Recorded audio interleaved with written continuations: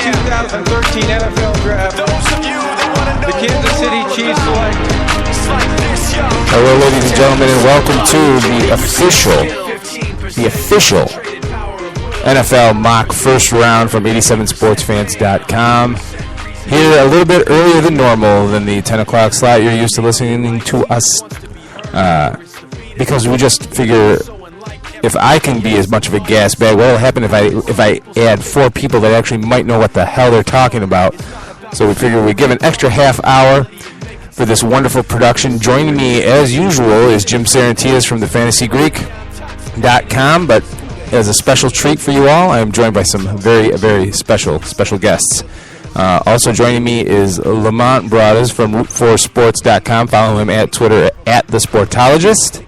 I'm also joined by Claire Mullins from NFLfemale.com, the Houston Texans fan reporter. Follow her at the ClaireBear23. And I'm also followed for the first time ever on this program, actually joined, not followed, by Nolan Kuzmick, who is the draft analyst for OurLads.com and also a contributor to thefantasygreek.com. Lady and gentlemen, and I use that last term loosely, welcome to the show. Thank you very much, Steve. Thank you. All right, so some very loose rules. We'll be taking a break every 8 picks just so that we all don't lose our minds. Each drafter is allowed one trade for this first round. You can announce it any time and screw up anybody's rhythm just to make it a little fun, because Lord knows this can get a little tedious from time to time, especially in the later part of the first round. We'll have about 4 minutes per pick to dissect, criticize, ridicule, and make whatever other snide comments we can. Remember, we are all on the same team here, kids. And so without further ado, Ms. Mullins, you are on the clock. Being the Houston Texans fan that you are and reporter, you will be drafting for the Houston Texans, and you are now officially on the clock. Okay, at the risk of many boos, but going with my instinct here, the Houston Texans with the #1 overall pick. I'm saying this out loud. Select one, Johnny Manziel, Texas A&M quarterback. Oh my gosh! I just he's off the board, guys. Go ahead, read him and read. Oh my gosh! Who wants? Who wants? Explanation. Honestly, I believe the Texans will pick Clowney. I think there's that chance, that iota of hope for me. But also, if you look at who the new coach of the Houston Texans is, he is one Bill O'Brien, who is a QB guru, who is probably somewhere in his mind loath to a degree to pick, yes, a phenomenal athlete, but a defensive end who had a good season after being the top high school recruit in the nation. Yes, an athletic freak of nature, we understand that, but Bob or OB, Bill O'Brien, whatever you want to call him, he has taken many different types of quarterbacks to many different levels of success, and this team is in dire need of having a quarterback who can lead them on the field and off. And I think Johnny Manziel is the guy, and I said it. It's out there. Wow. Who wants to go first? Well, I'll go. Go ahead, man. Yeah, so I think if you're looking for a playmaker and someone to change it up and get the fans out there and kind of bring all that up from a terrible last year that was disappointing, it's a good pick there. He is a playmaker, a game changer. I got a few things that kind of scare me away from him other than the off-the-field concerns. First is just I think he often tries to make too much of plays, and in the NFL I think that might bite him for, picks when he's throwing it up and letting Mike Evans just really come down with it and beat anyone to the ball, or if he scrambles around in the backfield, I think he'll get caught by faster defensive ends and, take some losses, throw some more picks. But I think, with some time, I think he should improve his decision-making. It should be a decent pick. But I would probably go a different direction at number one. In this Jim Saranteas here, I'll chime in that I'm not against the pick. I think the Texans are definitely going to take a quarterback, but I think they're satisfied to take one with their pick in round 2, assuming they don't trade pick 1. I just think you have to grab Clowney at this point. He's the best player on the board, but if they go Manziel, I mean, it is what it is. Do you put any stock in those reports that came out today that the University of South Carolina coaches, of course, to the anonymous sources, didn't really give him high marks for his, well, for lack of a better term, dedication to football?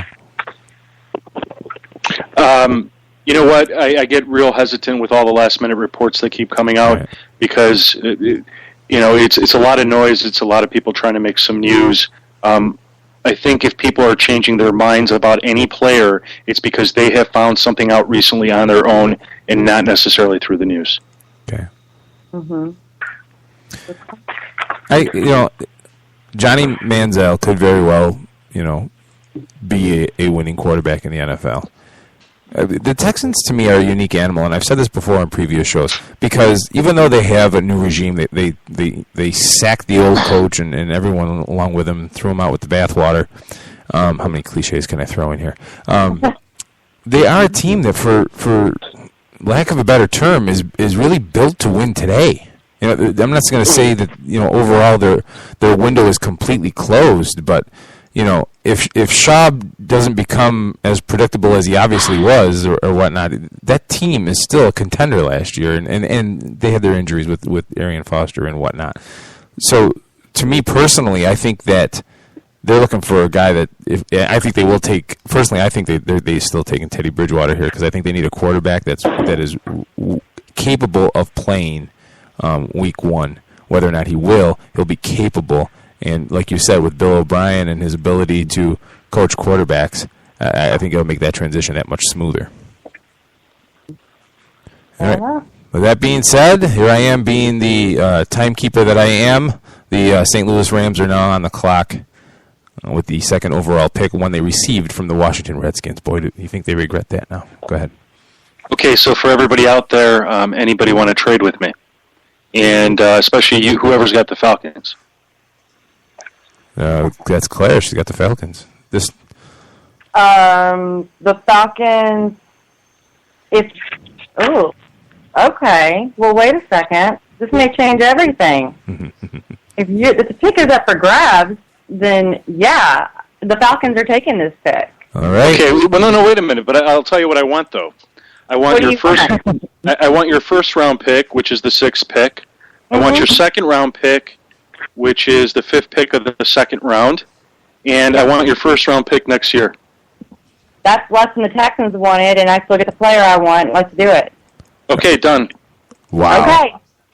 With the second overall pick, the Atlanta Falcons are taking one to Jadeveon Clowney, the guy we've been hanging out with for months on end, whining and dining, investigating, spending time with. We need the playmaker. So this is the Falcons. This is the Falcons, right? Yes, this is the Falcons. All right, cool. The Falcons are taking Jadeveon Clowney, and that's who they wanted from the Texans. The Texans wanted 3 ones, plus a few other picks. Falcons aren't doing that. The Falcons will do a first this year, a first next year, and a second this year. So we're in business, boys. Wow. A blockbuster trade. Blockbuster.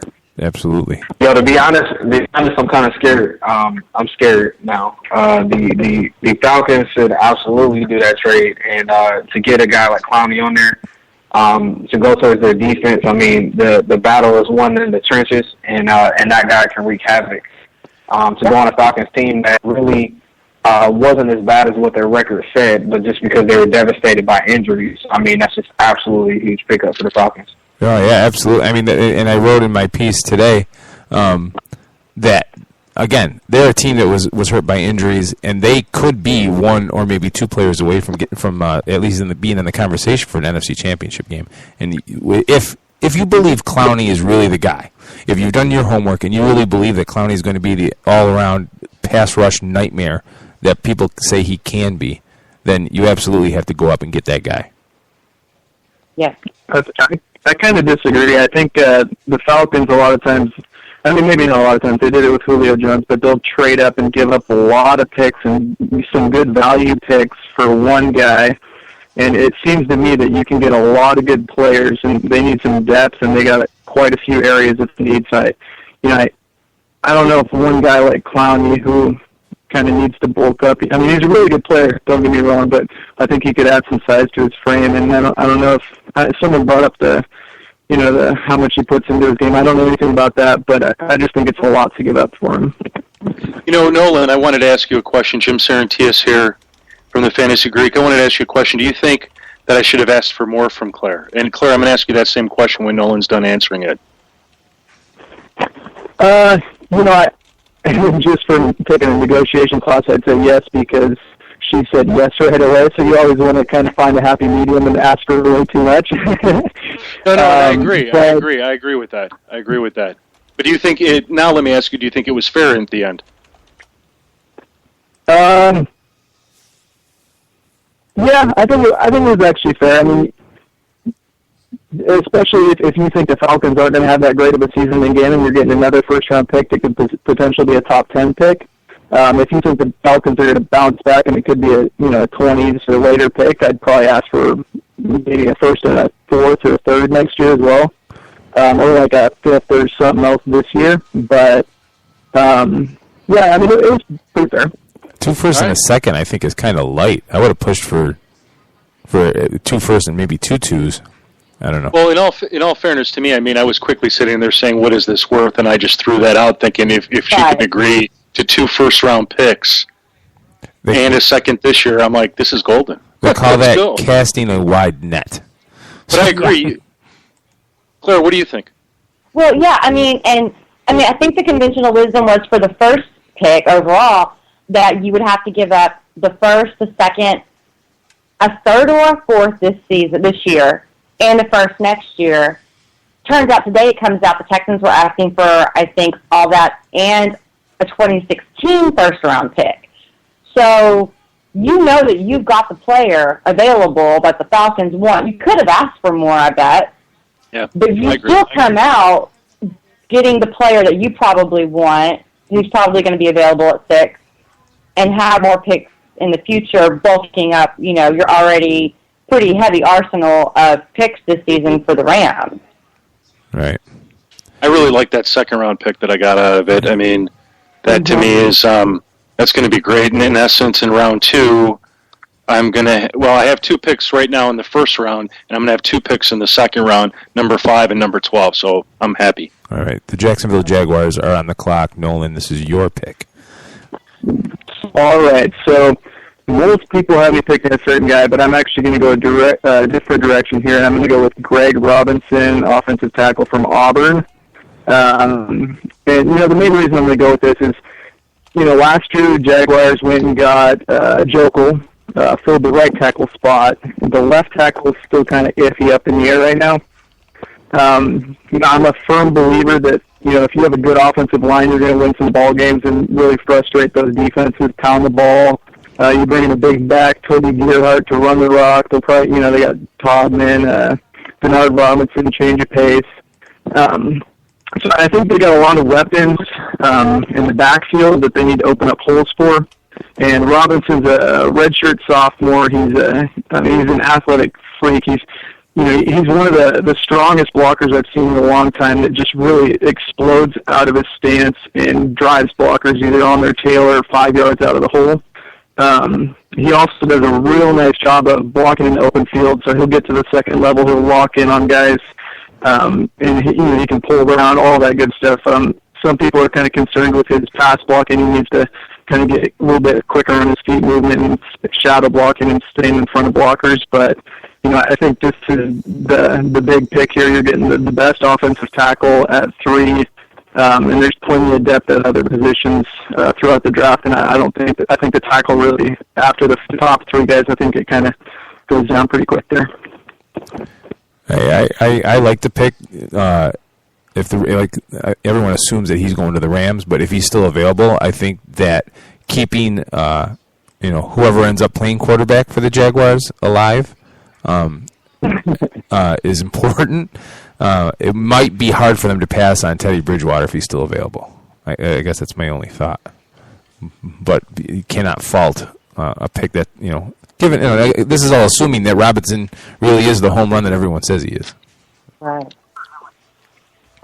Definitely. All right. I have to like the pick as well. I mean, you can't go wrong with a tackle at the end of the day, especially like you said, the drop off after Jake Matthews and some others that's out there too. The Jaguars, man, I mean, they're just a hopeless franchise right now, and I guess if they're going to try to build themselves up some way, somehow, they definitely need to start on the line because whatever young guy that they end up getting next year, because we know the Jaguars will be back in the top 5 again next year, they need to be able to have, when they pick that quarterback or whatnot, that signal caller, they need to have somebody there that's developed and to be able to protect that guy. They have a lot of work to do on this team, but like I said, if you have a lot of holes and stuff like that in a team, it's not a bad pick to go ahead and go tackle. I mean, it's a safe pick. Yeah, definitely. And I'll just say right now, Greg Robinson is better than Denard Robinson. Okay, that's it. Yes. All right. The Cleveland Browns are on the clock. Lamont, your hometown team, I'm dying to know which way they're going now. I mean, Johnny Football, the only quarterback off the board right now, and really the one quarterback that I said today would be so Browns for them to pick. Darn it, man. I'm just absolutely sad that you took Manziel from me. I mean, that's just absolutely horrible. I know you. Hopefully you can sense the sarcasm in my voice by that.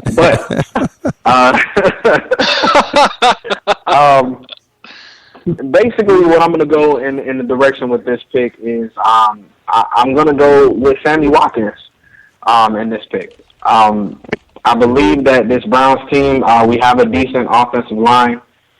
Defense has always been decent and can use some more help, but I think we can address that later on in the draft. But to get a dynamic athlete as far as Sammy, being able to get away from defenders, he follows his blockers well. Just an overall elite athlete. A lot of times that we've seen in the reports and everything like that, and people talking about this guy, they really called him elite. Elite has followed him as a player. To pair him across from Josh Gordon, which remember, Josh Gordon is still just what we would call it, a doobie away from being suspended for a year anyway.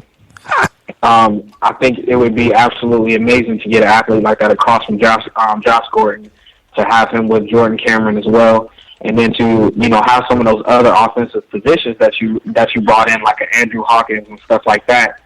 Ben Tate, to go with a Brian Hoyer, which I'm not saying that he's our savior or anything like that, but I'm saying that he's a good Band-Aid as of right now, so that you can get a younger player, a younger signal caller later on in the draft and be able to have him sit. So you can give Hoyer a little bit more of a chance to succeed this year by adding to Sammy Watkins. Yeah. So by picking Watkins then, and I was typing while you were talking, so I apologize if I reiterate what you just said. So you're saying that maybe Brian Hoyer is the guy? No, I said that Brian Hoyer wasn't the savior or anything like that, but I said that getting another signal caller later on in the draft would absolutely be ideal and have him sit. I think Hoyer has some of the tools to be able to start for at least a year or two to be able to have somebody develop. I mean, Hoyer came from the New England camp and everything like that, so he has a lot of intangibles that do not show up on the stat line that he can help out as far as developing a younger guy. And I'm saying to add more offensive weapons for whoever it is, whether it's Hoyer or whether it's that younger guy that steps in a year after that, I think would help out this team tremendously. So you guys are basically taking the Detroit Lions approach to building a franchise. I don't think that we're taking the Detroit Lions, because if you look at the Detroit Lions, man, they had a lot of daggone issues when it came to the defensive side of the ball, especially their secondary and stuff like that. And the Browns aren't that bad on the defensive side at all. It's just the fact that we couldn't score at all, so we always get the ball back to the other team, and so therefore the defense got tired. Yeah. But I mean, we have some great people on the defensive side of the ball. Joe Hayden and now we got Dante Whitner and Carlos Dansby. I mean, we got some talent over there. Yeah. And if you look at their stats over the last couple of years, they've been in the top 10 as far as defense. They made some really nice moves. I just like fanning your fire sometime. Yeah, most definitely. I knew you was going to pick with me. That's why I came with the box. I'm ready to go. All right, we got about a minute left on this pick. Anybody else have any thoughts? I like the pick. Yeah, you're picking the best player available, essentially, it looks like. And, Watkins is a great player. I mean, you're solidifying your wide receiving core to be one of the stronger ones in the whole NFL. And so if your QB can't work with those guys, then I don't know, man. Right. Right. All right. Anybody else before I move on? I don't want to cut anybody off. All right, then we will move on, and the Oakland Raiders are on the clock, and this is my pick. And where do you begin with the Oakland Raiders? The black hole used to be just in the stands. Now it's on the field, But I think with the way that this draft has fallen out, there is no way they pass on Teddy Bridgewater, and that is who I will pick with the 5th overall pick. He's the best quarterback available. I have it on good information that his ceiling is inordinately higher than what the press wants to have you believe. And I think for the Raiders, who have gone through retread after Jamarcus Russell, after Terrell Pryor, this is the beginning of Reggie McKenzie's last straw in Oakland, and they put it right on Teddy's shoulders. I'm open for criticism. Do we have more than 5 minutes? Ooh! Look at you. Well, then since I opened my big mouth, I'll go first. For me, I actually drafted for the Raiders this past weekend in a 7-round mock draft, which was just crazy. Good for you. Yeah. Over 3 days, it was ridiculous. Anyway, personally, I think the Raiders need to sort of say, guys, let's do the right thing. Make one side of the football good, and the side I think they could immediately make an impact on is on the defensive side of the football. They could either go defensive tackle or linebacker, whether it's outside, inside linebacker, doesn't matter. And I think with their second pick, which I want to say is number 3 in the second round, there should be plenty of quarterbacks there to take who could push Matt Schaub to start. Okay. I have to agree, too. I mean, like, Teddy, and I agree with you as far as Teddy. I think that he's going to fall a little bit further than he should. I actually was clamoring for him to be hopefully our second pick in the first round as far as with the Browns. I would really love that setup as far as the Teddy and the Sammy Watkins together. So I'm actually quite mad at you for stealing the thunder on that. But Oakland, I mean, to be honest with you, like you said, on the defensive side, I really think that that's where they need to really shore up. I mean, we've seen them bring in some free agents and stuff. They brought in a Matt Schaub, not saying that that's going to be their savior either. Of course, they got some type of something there better than a Terrell Pryor or McGloin or something like that. I mean, that's still somewhat of an upgrade for this team if you want to be nice about it. To have a guy like a Mac or Aaron Donald, I mean, to have players like that sitting there where they should really, really shore up their defense. I mean, I'm absolutely appalled by your pick, dude. Appalled? I'm not that. I don't really think the pick's that bad. I mean, I kind of figured they might go Mike Evans and get a big receiver. They don't have like anything at receiver, in my opinion. But Teddy Bridgewater is my favorite quarterback in the draft. I think he's actually underrated. He's a guy that if the game's on the line, you kind of want the ball in his hands. He's always got a little bit of magic in his touch, and he's got he'll stay in the pocket, take a hit. He can throw it on all levels.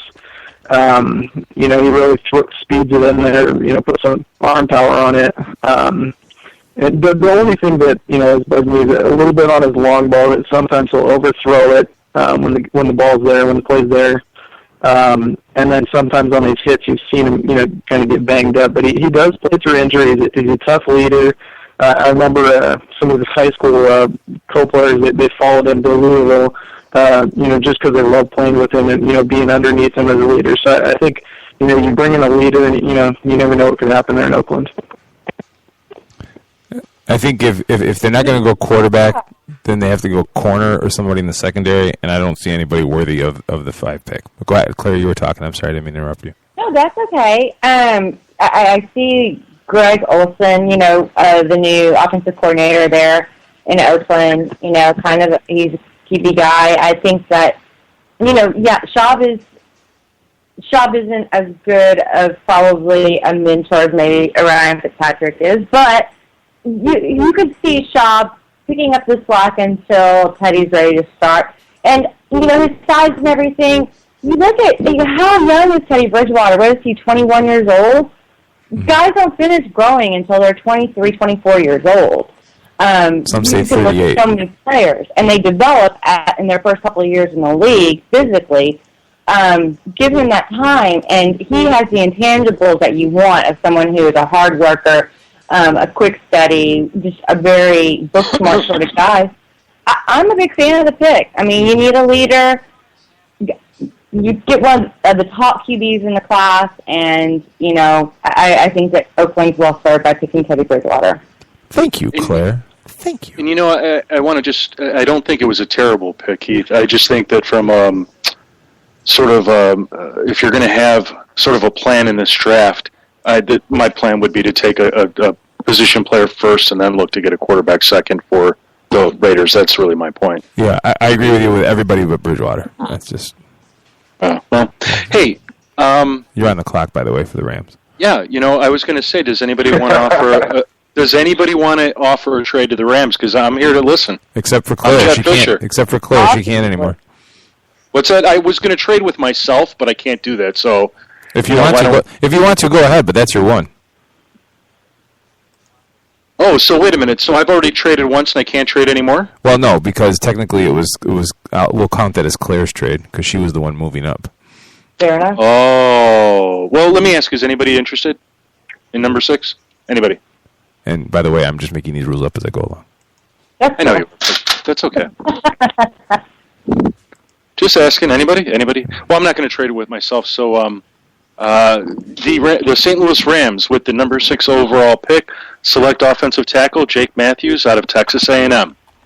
I think he's one of the top offensive tackles in this draft, and quite frankly, the Rams, they need to shore up that offensive line, keep their quarterback standing upright, and plug him in over on the right side. If Jake Long ever gets hurt again, Jake Matthews can just shift over to the left.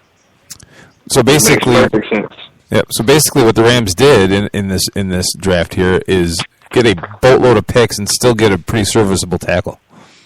Serviceable? Oh my God, he's great! What are you talking about? Look, I understate everything unless I'm talking to Lamont. So. Oh, okay.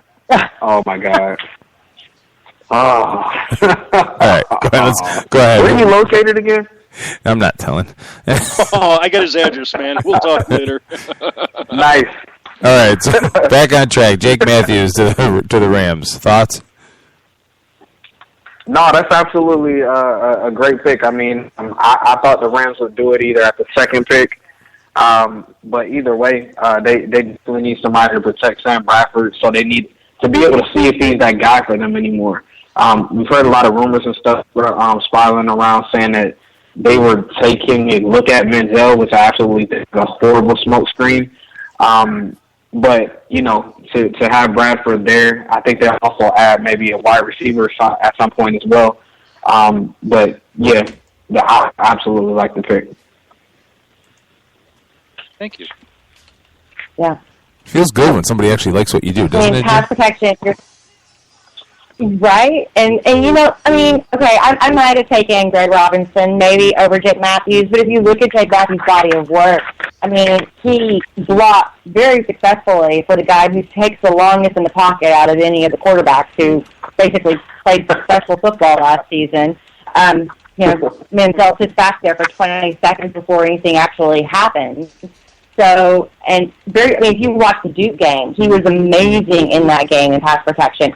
I think he could use a little work, on the ground game, but that's really not St. Louis's, best thing is the running game. So, I don't know. I think they would better focus on the passing game, and he's a good fit for them. That's a good point. Yeah, there's Nolan in that. I really like the pick as well. The defense for the Rams is pretty darn good, and right now they got good young running back. I think Bradford's pretty good, better than a lot of people think he is. And offensive line and receivers is really where I'd focus. And there's a ton of depth at receiver, and you can get a nice guy there to plug in at right tackle, and I think that's a great pick. The St. Louis Rams were actually, rated positively last year according to Pro Football Focus as far as pass blocking, but still, I agree with the pick completely. Yeah, they actually were. That was actually a great stat that you brought up, because I took a look at that as well when everybody's talking about how Bradford was on his back and everything, but they actually didn't do too bad overall. So, kind of puzzling. I'll tell you, though, I agree with Nolan. I like the philosophy of, you want to protect your quarterback because that's how you win, I think, football in the modern-day NFL. And I looked at their depth chart, and Lamont, I hear you 100%, but I'm looking at the guys they have, and I'm like, I can't speak for too many of these guys. I don't care what the numbers say. We need Sam Bradford standing upright and getting some time to throw. So, anyway. Nice. Yeah. All right. Right on time there. Jim, look, by the way, you are on the clock for the Tampa Bay Buccaneers now, back to back. This is exciting. This is exciting for me because I cannot even believe the player that has just fallen into my lap at number 7. I was sitting there as the New York Giants thinking, man, I wanted to just move up to try and get this guy, but I don't think I have enough to offer. And I don't care what anybody says about the Buccaneers taking a quarterback first. I think that's ridiculous. If Khalil Mack is there, I'm drafting Khalil Mack. Right. It's almost a natural fit. Yeah. I mean, they definitely have a need. I mean, this is a great defense. This is sort of Lovie Smith's next Brian Urlacher.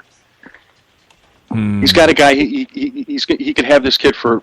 He could spend his career as a Tampa Bay Buccaneer, and he's explosive. He's powerful. Nolan, I think I should defer to you to tell me what this guy is.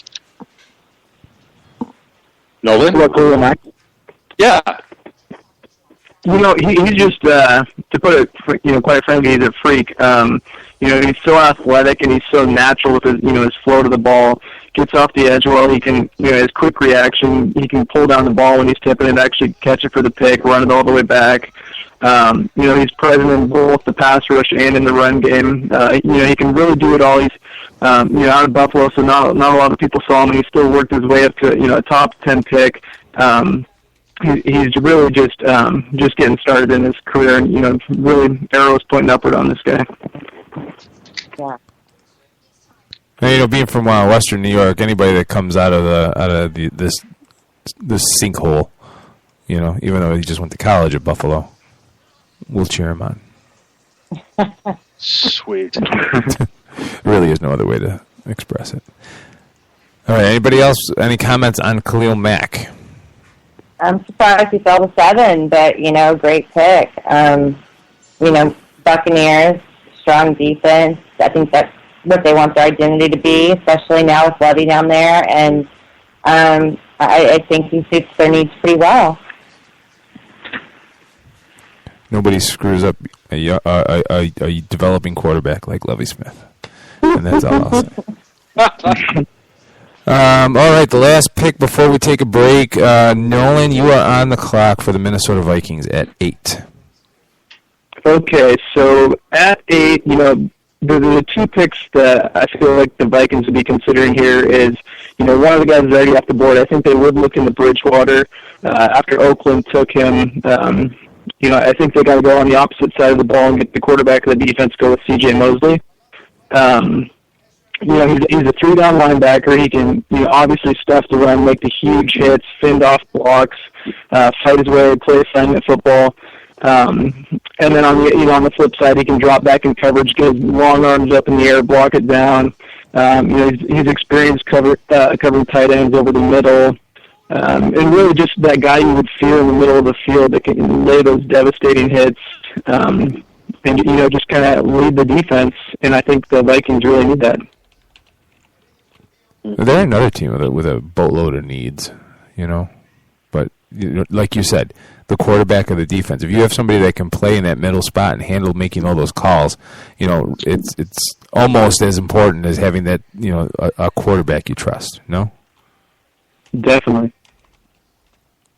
All right. Anybody else? Yeah, I really didn't see any. It's a great pick. CJ's stock is definitely there for the pick. Another guy that I was actually looking at too is maybe a Bortles going there possibly. You see that in a lot of mock drafts as of right now. The Vikings, Peterson has come out and said, "Hey, look, we need a quarterback. Go give me a quarterback." So they may be kind of pressured to see what quarterback is there to see about getting somebody there for that offense too. So that may be a possibility. Yeah, and I would have considered Bridgewater, but I think he's really my guy in the first round. I think Bortles might be a reach there. He's a really good player, and I really think he's really talented. But I don't know if I could go with him at 8.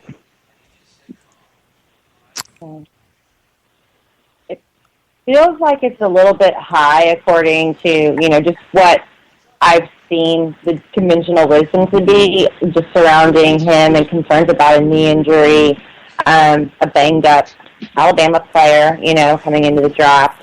I've seen him later first round, beginning of the second round, but at the same time, if you feel like he suits your needs, then you got to pick the best player, the highest value that suits your needs. So, what you got to do? I think it's a great pick. The Vikings definitely have a linebacker need. They're weak in that general area. Yeah. Mm-hmm. Yep. They got the chart right now. They were rated negatively, and according to Pro Football Focus, across the board, atrocious in pass coverage, but definitely need some help on that side of the ball. All right, let's take a quick break, and when we come back, we'll go through with picks 9 through 16. You're listening to the 87sportsfans.com NFL mock first round on 87 Sports Fans Radio. We'll be right back, folks.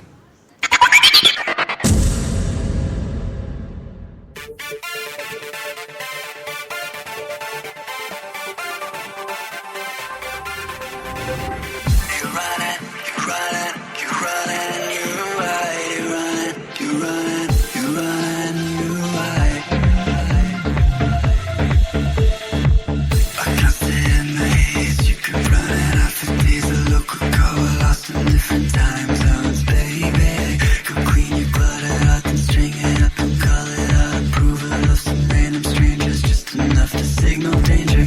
Well, look, we're back again. Say, do you remember when?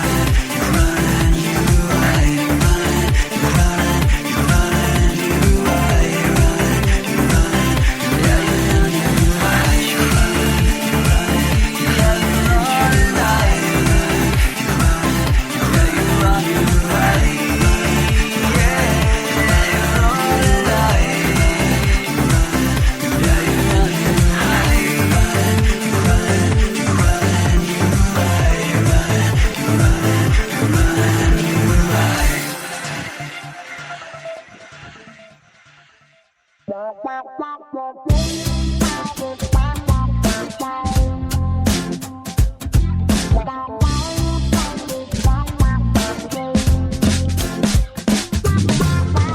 you're a mystery. Tell me what's a girl gotta do? Looking at the history doesn't seem to give any clue. Just when I think I understand it all, you seem to unravel some more. Ooh, la, la, ooh, I never known nobody like you. Ooh, la, la, ooh, now I know you're not a neighbor. Ooh, la, yeah, you keep me guessing on the fence, and now, baby, it's true. I never know nobody like you. Baby, you're an enigma. Baby, you're a riddle. I'm caught up in the middle of you. I'm trying to think bigger, but I can't seem to figure it through.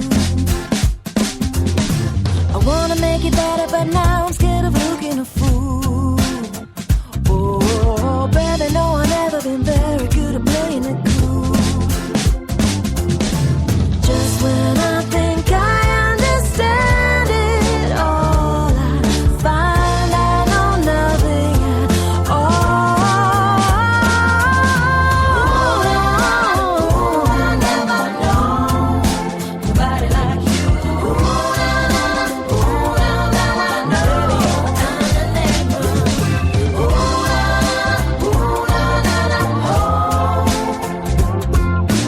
Yeah, you keep me guessing on the fence, and now, baby, it's true. I never know nobody like you.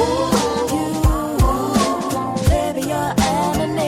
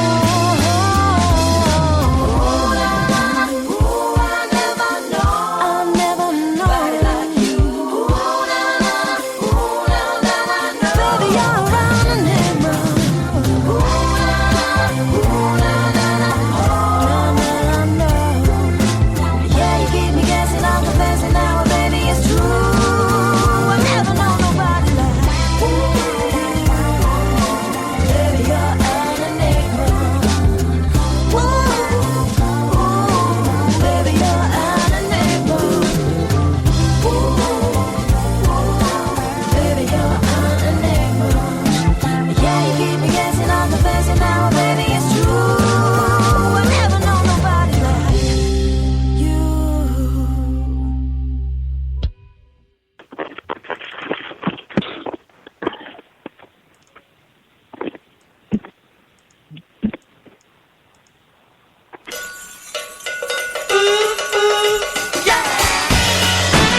'87 Sports Fans Radio bringing you the live broadcast of the 2014 '87sportsfans.com mock draft, live and direct. A reminder that this and every broadcast is brought to you by CG Imaging. That's cg-imaging.com. CG Imaging, virtually creating reality. All right, a little recap really quickly of what we've got. Claire picked Johnny Manziel, number 1 overall for the Houston Texans. Then we had a little trade action. Claire representing the Atlanta Falcons, swapping with the St. Louis Rams for their 2nd overall pick and a handful of other picks to take Jadeveon Clowney, number 2 overall. Then Nolan picked Greg Robinson, the offensive tackle for the Jacksonville Jaguars. Lamont picked Sammy Watkins, wide receiver for the Cleveland Browns. I picked Teddy Bridgewater for the Oakland Raiders at 5. Jim taking Jake Matthews, the offensive tackle for the Rams, at the now 6th position after the trade. Tampa Bay Buccaneers, Jim selected Khalil Mack, outside linebacker for them. And with the 8th overall pick, Nolan picked C.J. Mosley, the inside linebacker for the Minnesota Vikings. We now begin the second segment of the program with Lamont on the clock for the Buffalo Bills. And before you go into this, I need to say the Bills and Browns have been my nemesis in mock drafts before, because I had everything all lined up a couple of years ago, 3, 4, 5 years ago, and they went and picked C.J. Spiller and blew the whole damn thing apart. So, Nice. yeah, it's bad memory. So go ahead, Lamont. Redeem the Bills in my mind. Alrighty. So yeah, I mean, I kind of went back and forth with this pick right here, but a couple of things that I highlighted as far as needs with the Buffalo Bills was, defensive end, tight end, also need a safety as well. But the biggest glaring need for this team right now, I think, is the offensive line. You got a young quarterback in E.J. Manuel up there, and you need to be able to protect him. And you guys have already talked about it before. And we talked about some of the top tackles in this draft, which is already off the board. A couple of them are already with Greg Robinson and Jake Matthews. So I think really the Bills go ahead and they snag the last, good offensive tackle at the top before it has a big drop off with Taylor Lewan. I hope I'm saying that correctly. But the guy is 6'7", 309 pounds. He can play on both sides of the lines for you. And I just think having that guy there to grow and just blossom with E.J. Manuel up there, so he won't always be running for his life. I think it's just a great pick for him. All right. Well, I'm sorry. I was distracted. Who did you pick again? Okay, you keep busting my chops here, man. No. I'm really not. Just tell him the pick. Just the name. It's Taylor Lewan, offensive tackle from Michigan. Oh, Taylor. Okay, I got you now. I missed the name. I heard everything else but the name. Go figure. Gotcha. I don't know how I did that. All right, the Bills, what they've done really well is run the ball. Everything else has been kind of suspect. Again, great point about E.J. Manuel being a young and really developing quarterback. The defense was pretty sound, but who knows with Marcel Darius, how much that'll play into it. I think it's way too early to tell. But I like the pick there, Lamont. Appreciate. Anybody else? Yeah, I think it's a really good pick as well. Like he was saying, you got the top 3 tackles, and you got to take one of them while they're still there. E.J. Manuel, he got injured last year. He's always getting pressure in his face. They have a whole gang of wide receivers now on the end. Got some good young running backs. I think they'll probably end up picking up another one to add to their slew of running backs in the backfield. But I think if you bring in the offensive line, sure up the other side, would be really nice, especially in the division where they got a lot of pass rushers, the Jets. They got New England's got that young Chandler Jones off the edge. Miami's got Cameron Wake. So if you can get another offensive tackle, it's very good. Yeah, I have it as their top need, and I also have their next top need is guard. So, whatever they can do to bolster that offensive line to protect E.J. Manuel, I think they need to do it, because I think this is a year that not only do they need to sort of run the ball better and protect their running backs from taking these big hits and doing all the work themselves, I think they need to open up this offense and let E.J. Manuel throw the ball. Yeah, I mean, I've seen some mocks and scouting reports that place Lewan ahead even of Jake Matthews. He did have a fantastic senior year. He does have some discipline issues, I think, but overall you're getting a great player, and hopefully Doug Marone can rein him in and just be sure that he stays disciplined, and he can be a great talent in the league, I think. Nice. Nice. All right, so I guess that put... Oh, anybody else? I'm sorry, I don't know if anybody else. I guess that will put me on the clock then with the Detroit Lions. The Lions, on offense, they kind of are what they are. They got a new head coach this year. Stafford can sling it sometimes. They still have Calvin Johnson.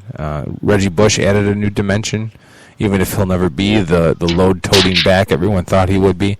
A lot of their needs are on the defensive side of the ball, and I think this picking 10th is a good spot for them to go after safety, and they're going to take Clinton Dix, the safety out of Alabama. Okay. Mm-hmm. Go ahead. I know it's brewing. Go ahead. Tear me apart.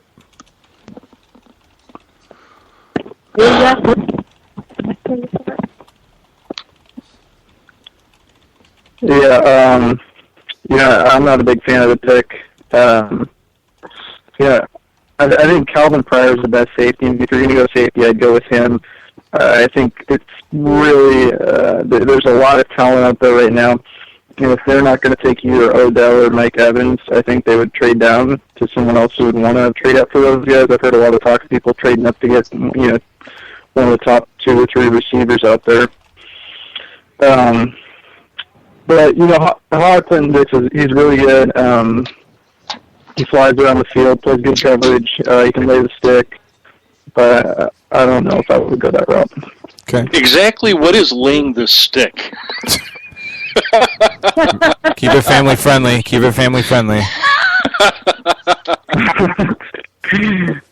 Jim, come on, man. Come on, man.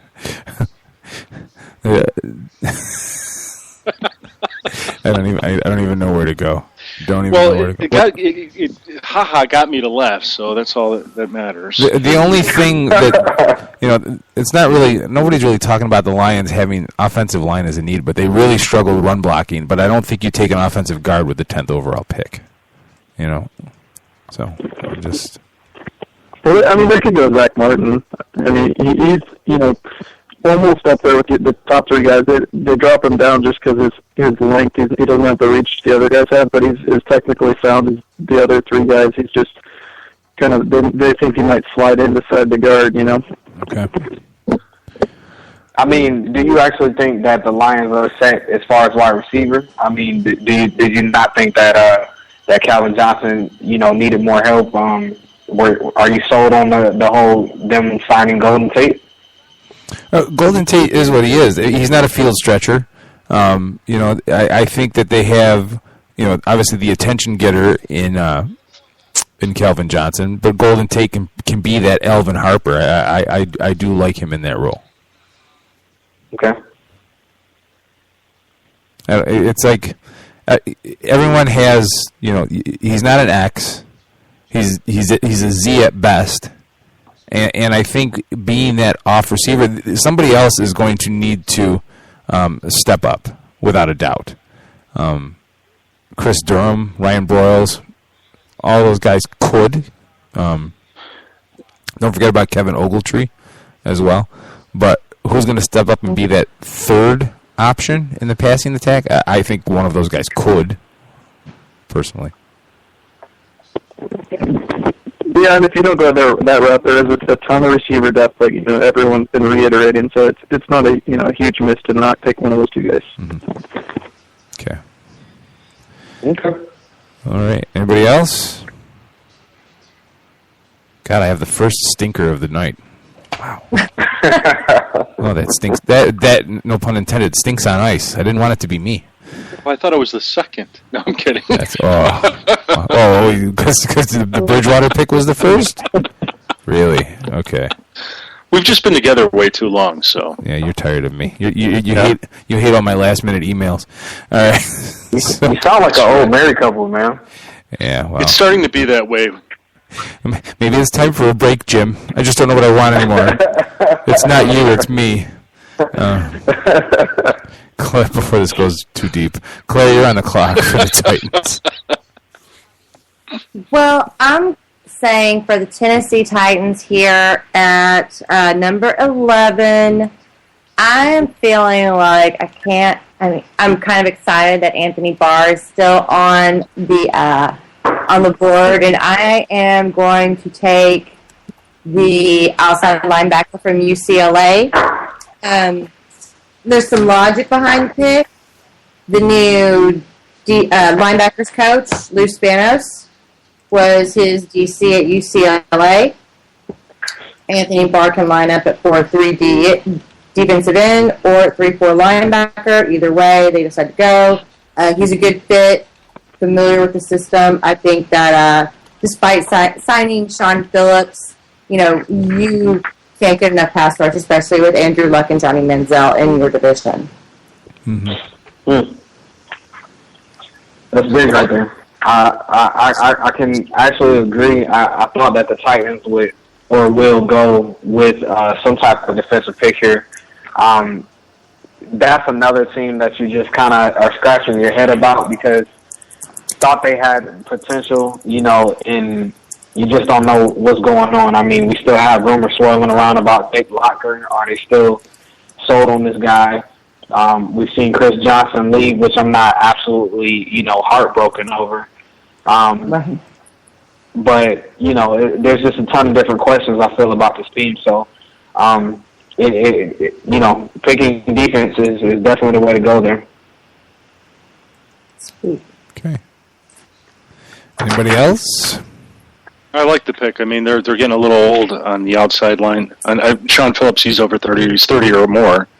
Yeah. So, I mean, it's the right pick for them at that point with the best quarterbacks off the board. All right. Jim, you are on the clock for the New York Giants. I'm excited for the Giants, and I'm excited to make this. You know what? They've had just a tremendously good offseason. Let me start by saying that. Just by revamping that roster and bringing in some fresh people. And I think the one thing they need to do is really protect Eli Manning, make sure he's protected. And the best offensive lineman on the board right now is guard Zach Martin out of Notre Dame. We select him. It's a very boring pick, but it's, I think, necessary. Goes with a guard in the top 12. I love it. Yeah. Oh, sleep. Sorry. What's that, guys? What's the matter? And I have, No. after linebacker, I have guard tackle as their biggest need. And after the top linebackers, who I consider first-round picks, are now gone, I think this is just the logical step for them. What's Just the matter? get it and then wait for the second round. There's a few interesting linebackers that are still available, but they're more second-round types. What's the You matter? wouldn't, let me ask you this. You wouldn't think, and maybe I missed this, but Aaron Donald is still on the board, right? Who's that? Aaron Yeah, Donald. Aaron Donald, yeah. Okay, you didn't think that would have been a good pick there for the Giants? Let's see. Take it Clearly back. I didn't because I drafted a guard.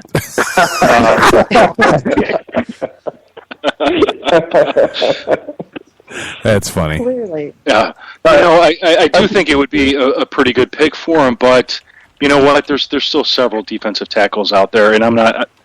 It's not that their defensive line is a mess. It's not. I mean, it actually even has some depth. So while he may be a good pick, they really, really need a guard. I mean, their guards right now are James Brewer and Chris Snee, and Chris Snee's also on the wrong side of 30. And this is what they need to do. They need to solidify this offensive line and forget about it like they did for so many years with the group that they had there originally.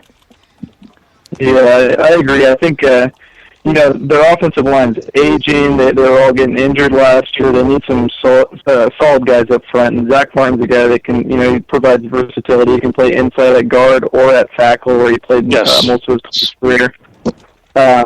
Jim and I both went to the Senior Bowl and saw him dominate, pretty much everyone he was facing.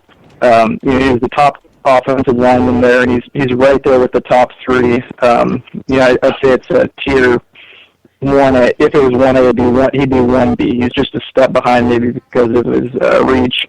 But he's very technically sound. He provides a good guy that's going to be there for years to come, and I think it's a great first-round pick. What's the matter? There was no punters on the board that tickled your fancy? He's a long So pick. no love for the guards? You guys have got to be kidding me. Not in the top half of the first round. Are you serious? Are you guys really serious? Because based on that logic, why would you want a left tackle in the top? Because it's depending on whether your quarterback's right-handed or left-handed, could be the most important offensive lineman. Well, but some people would beg to differ. They would agree that the left tackle is very important, especially if you're a right-handed quarterback. But where you see teams faltering, even though they might have pretty good tackles is their guard, center, guard positions. If you don't have three guys right there to lock that up, they will be in your quarterback's face faster than fill in the blank. So, here they have Will Beatty at the left tackle, and they have Justin Pugh at the right tackle. J.D. Walton was probably a decent addition, but James Brewer at left guard, Chris Nee at right guard. This is just the natural fit for them, and I'm sorry. I think guards and offensive linemen, they're top first-round players. I just like busting your chops. Really? I know you do, but that's why I said it was a very not sexy pick. I mean, nobody's going to go, oh my God, we're going to win a Super Bowl because of this guy, even though they may very well win a Super Bowl if they had a couple more key pieces. Well, the Giants were negatively rated at every aspect of the offensive game last year, and they received a negative 22.9 run blocking, but their pass blocking was even more atrocious. So, but again, there was some injuries there, if I remember correctly. Am I wrong? Am I going crazy? I don't know the Giants well enough to be honest. They everything went wrong for them, pretty much. Even though they did seem to settle down, I think after the first 6 games, their defense started coming around, but by then it was just way too late. Yeah, you're jogging my memory. We did talk about that at the off-season colonoscopy that we put them under, that they seemed to settle down. It was just too late.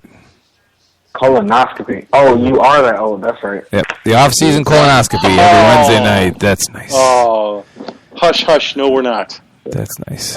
Anyway. We're close, but we're not yet. So. I got so many jokes, but I can't say any if I want this to avoid the explicit label on iTunes. Yeah. Okay. Yeah. So, Jim, now you're on the clock for the St. Louis Rams at 13. Oh, am I really? Yeah, you guys made that little alteration. Oh, man. Okay. Where am I now? Oh, hello. See, it's like another episode of Colcock. Yeah. Well,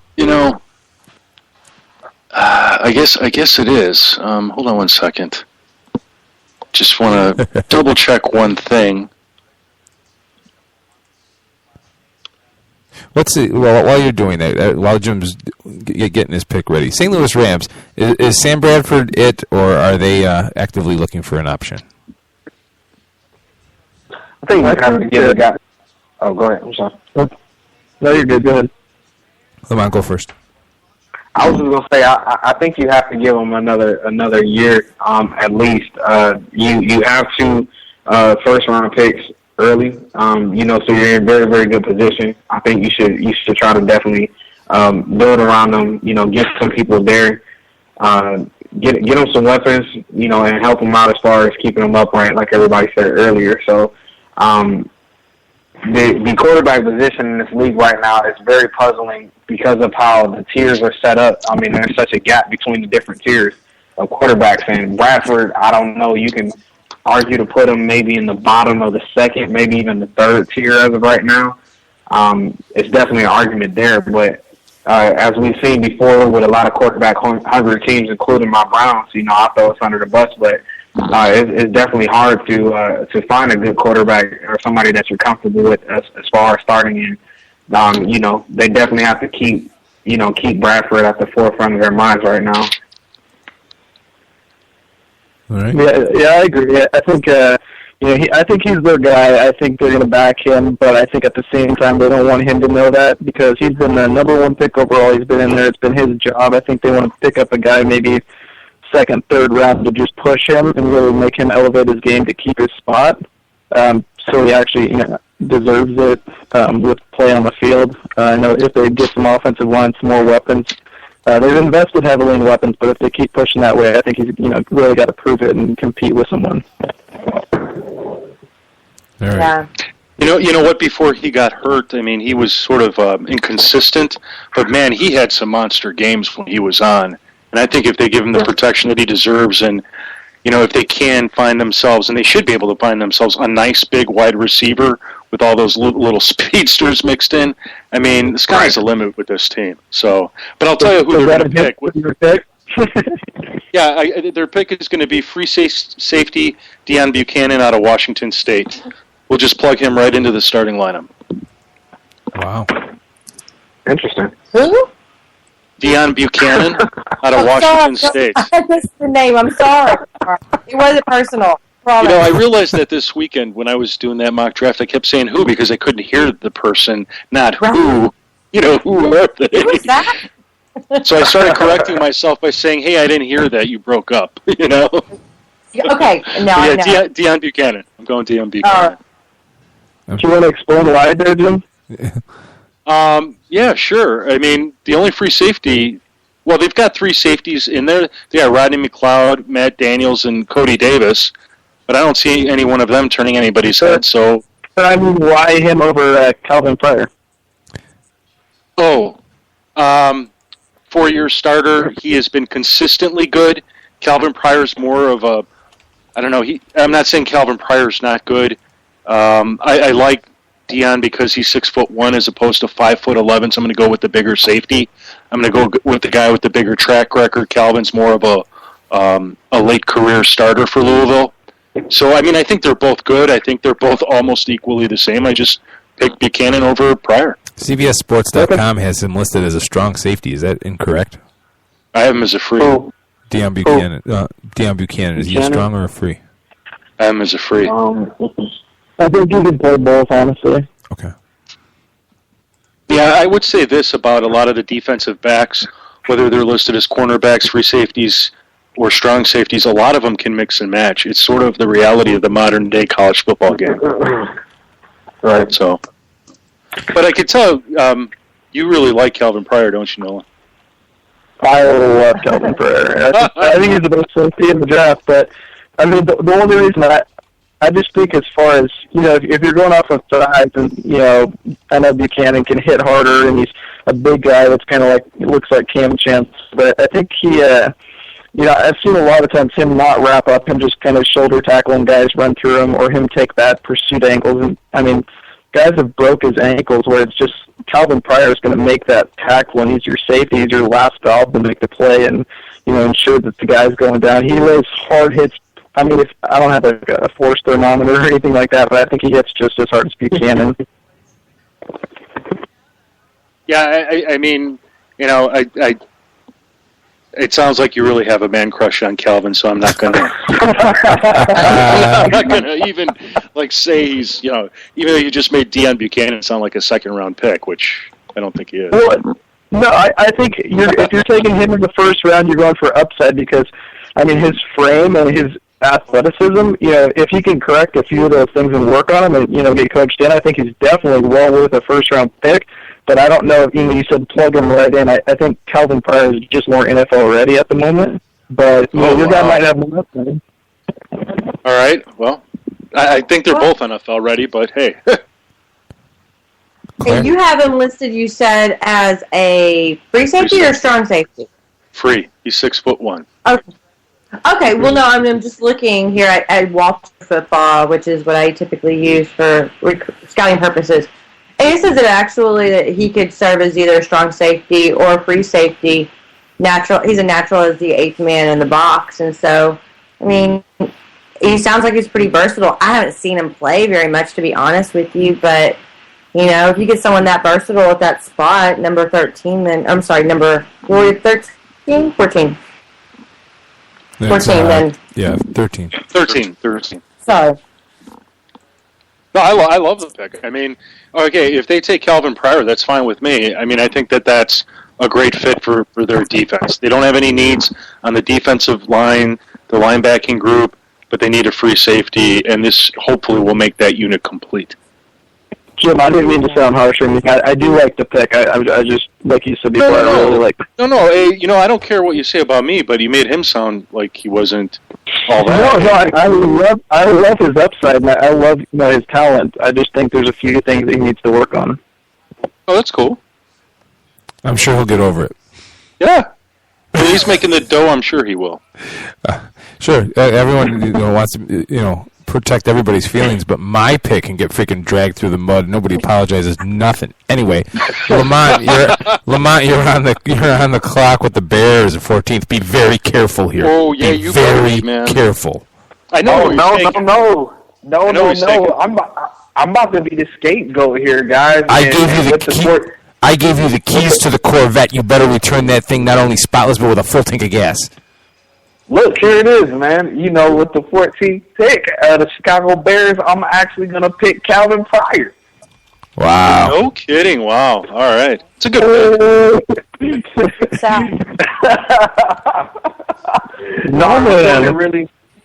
I'm doing it really because, you know, Charles Tillman, he's getting up there in age. You know, the Bears, that's been their thing about their defense. They've always had a good unit, but getting up in age, you guys already spent a ton of time talking about Pryor already, so I don't really need to beat that again.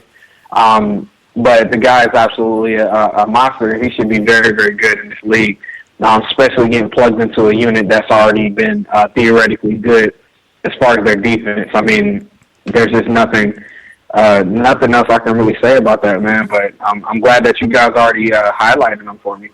Well, Yeah.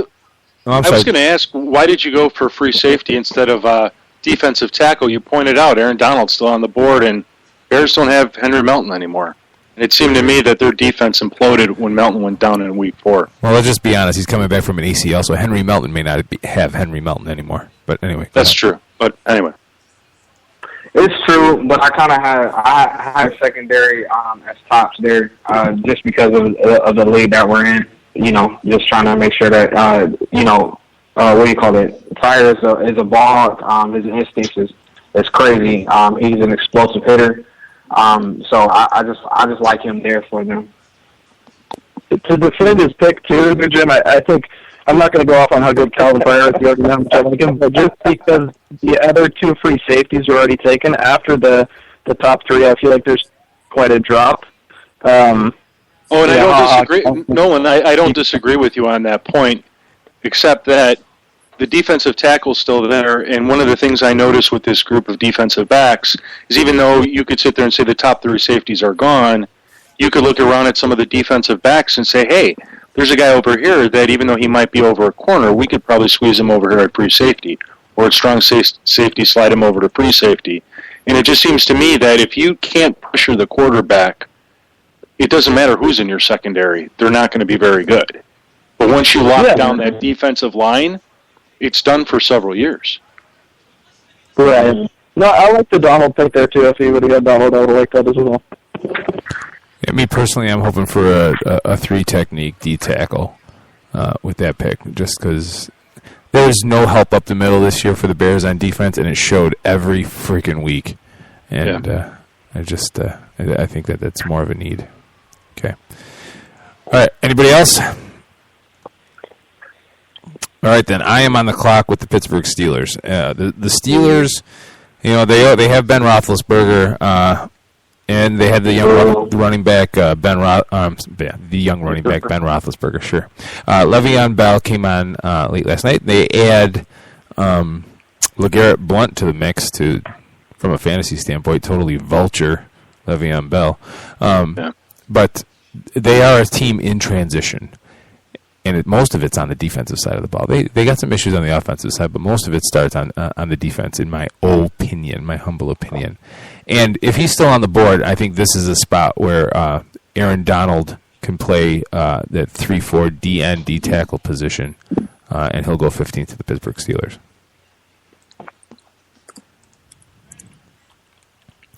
I'm sorry, I didn't hear that. Aaron Donald to the Pittsburgh Steelers. Oh, okay.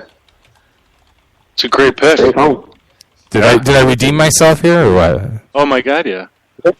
Yeah, great pick. Yeah. I think Donald's, he's the guy who gets the most pressure up the middle, from a pass rushing standpoint, straight up the gut.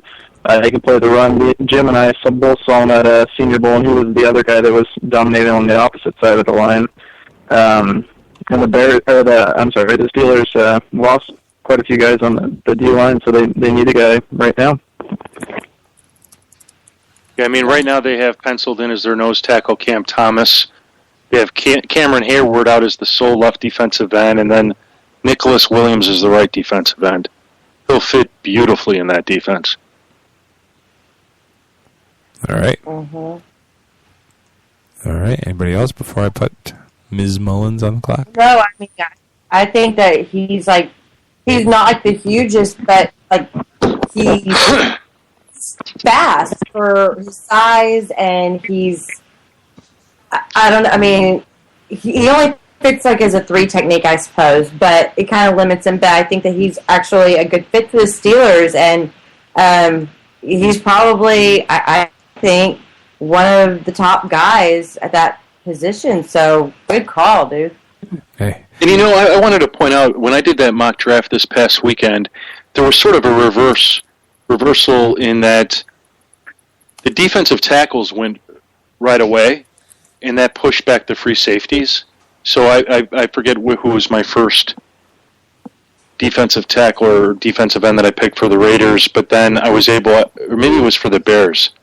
I think I took a defensive tackle first for the Bears, and then was able to get a free safety in the second round, and it was like Calvin Pryor. It was the craziest thing, but it just depends sort of what teams put first in terms of positions, and if they do that, suddenly we could see some of these players that we're all thinking will be taken in the top 10, top 12, and they're just going to get shoved back into the second round. Mm-hmm.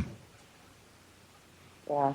And that's the one thing about a draft like the NFL draft, is that there's so many premium positions, but if you get a run early, then people get edgy and things happen. That's true. I mean, you look at. I'm sorry. Go ahead. So I just said that's a good point. So you look at our draft right now. We have 2 quarterbacks taken and 3 safeties, and no running backs, which is kind of odd. But it hasn't really been a running back heavy draft, according to reports. All right, Ms. Mullins, you are on the clock with the 16th pick and the Dallas Cowboys, and the last pick before our second break. Well, I think, as has been quite looked into, I don't know, a lot for the Cowboys, we're looking at defensive alignment in particular,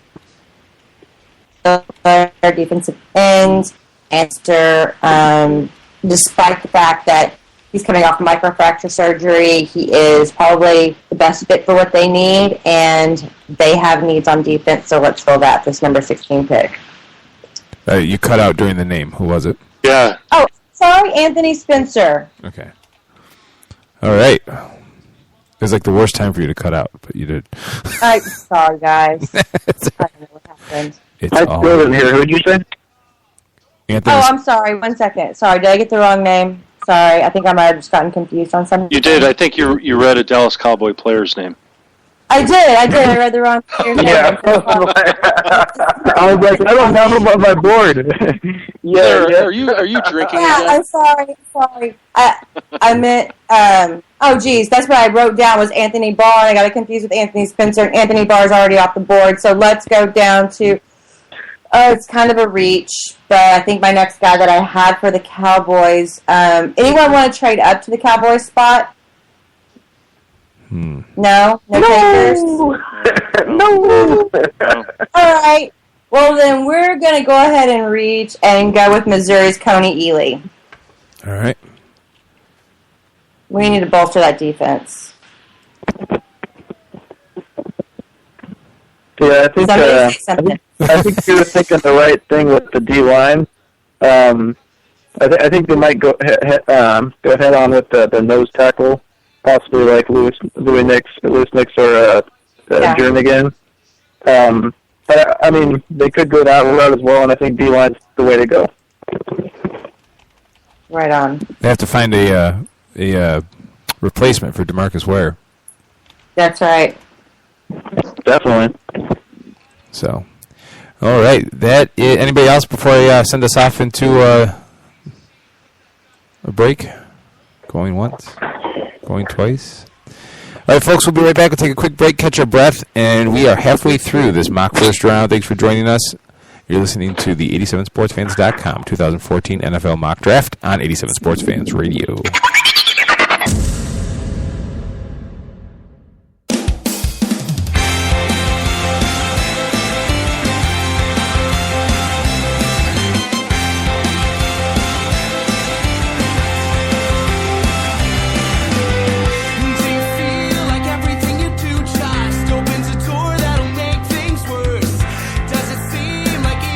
Try the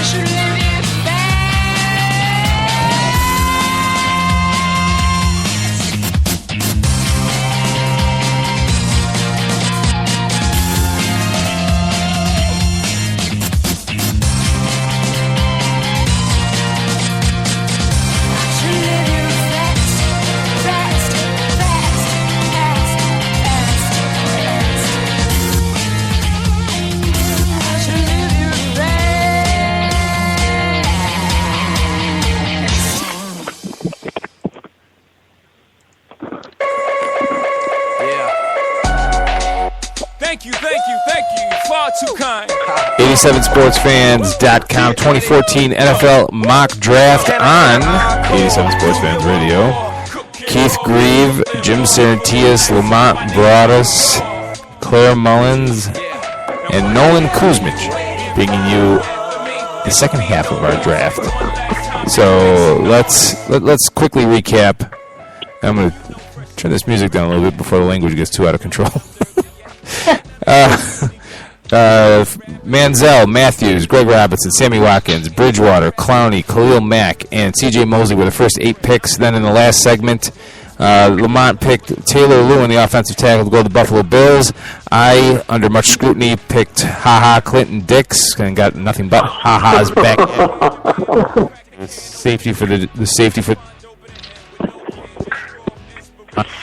Oh, and my board is going crazy right now. All right. Anthony Barr was selected by Claire for the Tennessee Titans at 11th, the outside linebacker. Jim picked Zach Martin, a guard for the Giants, 12th over. And then after we woke up, he picked Deion Buchanan, the safety. That even made me laugh. Safety for the St. Louis Rams. Screw you guys, I'm going home. Then Lamont picked Calvin Pryor, the safety, much to Nolan's delight, to go to the Chicago Bears. I picked Aaron Donald and totally redeemed myself for the Steelers at 15th. And then right before the break, Claire selected Coney Ely, defensive end, to go to the Dallas Cowboys at 16. So that brings us to the 17th overall pick, owned by the Baltimore Ravens, and selecting for them will be Mr. Saranteas. You are now officially on the clock. Okay. This is a pick where it's really a need-based pick that, it's been sort of a theme in this first round. We want to protect our quarterbacks, and there's the best free safeties are gone. I think if the Ravens had their druthers, they would take free safety with this pick. But since everybody got overly aggressive in the first round with them, I think the Ravens are going to have to go with the need, and they're going to draft offensive tackle. If I mess up his last name, I'm so sorry. Cyrus Kouandjio out of Alabama. I'm sorry, who? Kouandjio, I think it's spelled Kouandjio. Oh yeah. I just want Did I to. pronounce his name right, or how do you pronounce that? Great job, man. I just want to hear you say it again. Kouandjio. Thanks. He's 6'6", 322 pounds. Played left tackle, but struggled a little bit for Alabama at times. Just he's a little slow when it comes to guys that could really rush up off that edge. But at right tackle, I think he'll be a much better player for this team, and that's certainly a position of need for them. So that's why I picked him. Right on. Look, I'm just giving you props on pronouncing his last name. Did I get it right? I don't know, but it Doesn't sound wrong. Yeah, exactly. That's all that mattered, man. So good job, man. Good job. The more time we spend together, the more I like all of you guys. Why? Because we all blow sunshine up your ear, or what? No, but anyway, with the Ravens, there is one big giant cloud hanging over this team, and it's the Ray Rice situation. Right. So, You think? yeah, but it's so that whole situation, and again, I guess you have to say alleged or whatnot, but if it comes out that Ray Rice really did slug his now wife into unconsciousness, what do you do as forget about the NFL? What do you do as a team, as the Ravens? I mean, is this somebody that you really want to associate yourself with? Look, man, they got Gary Kubiak, who is the running back whisperer. He's going to find somebody. I have no doubt. That is Gary Kubiak's strength in life, is finding running backs from nothing. He'll find somebody. Hey, I have to agree. I don't really feel like this is a big hanging cloud as much as we would like to think about it. I mean, first of all, he slugged her, and then apparently, I don't know if it was because of her being disoriented. They got married after the fact, anyway. So that kind of played down the whole situation. And then on top of that, she won't even testify against him. So really, at the end of the day, it's and she won't even not even testify against him, but even press charges. So there's really nothing there as far as from a legal standpoint for him. Even though I know that he could still get discipline from the NFL.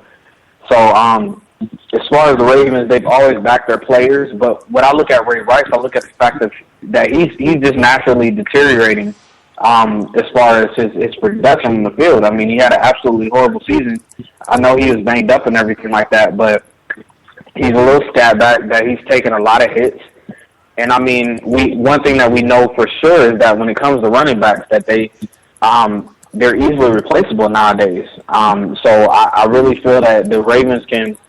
They have a good enough organization to find somebody to replace this guy. I mean, at the end of the day, we could be looking at the end of a Ray Rice era, potentially.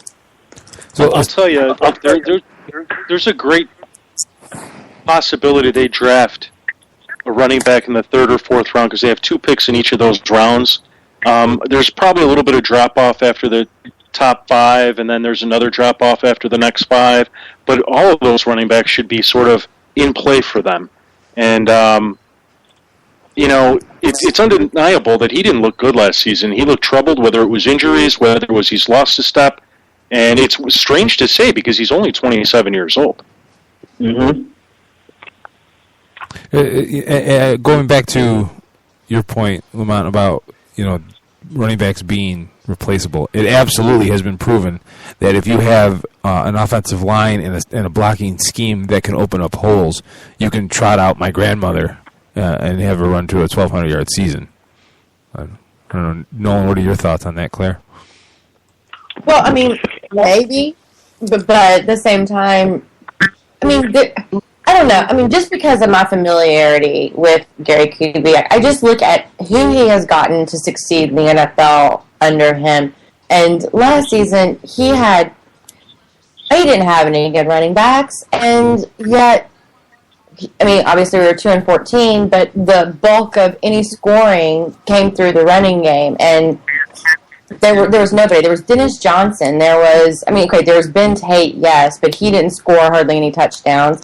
I don't know. I just think that with the amount of, it's almost like a expendability thing these days with running backs, and I feel like there's a depth of them that didn't exist maybe a decade ago, and I think you can find them to replace them. And Ray Rice, yeah, like you guys said, he didn't have a good year, and they're probably already scoping out some people to be a potential Ray Rice, at least backup, if not replacement. My daughter thinks I'm out of touch, so I asked her. Hello. 15% on car.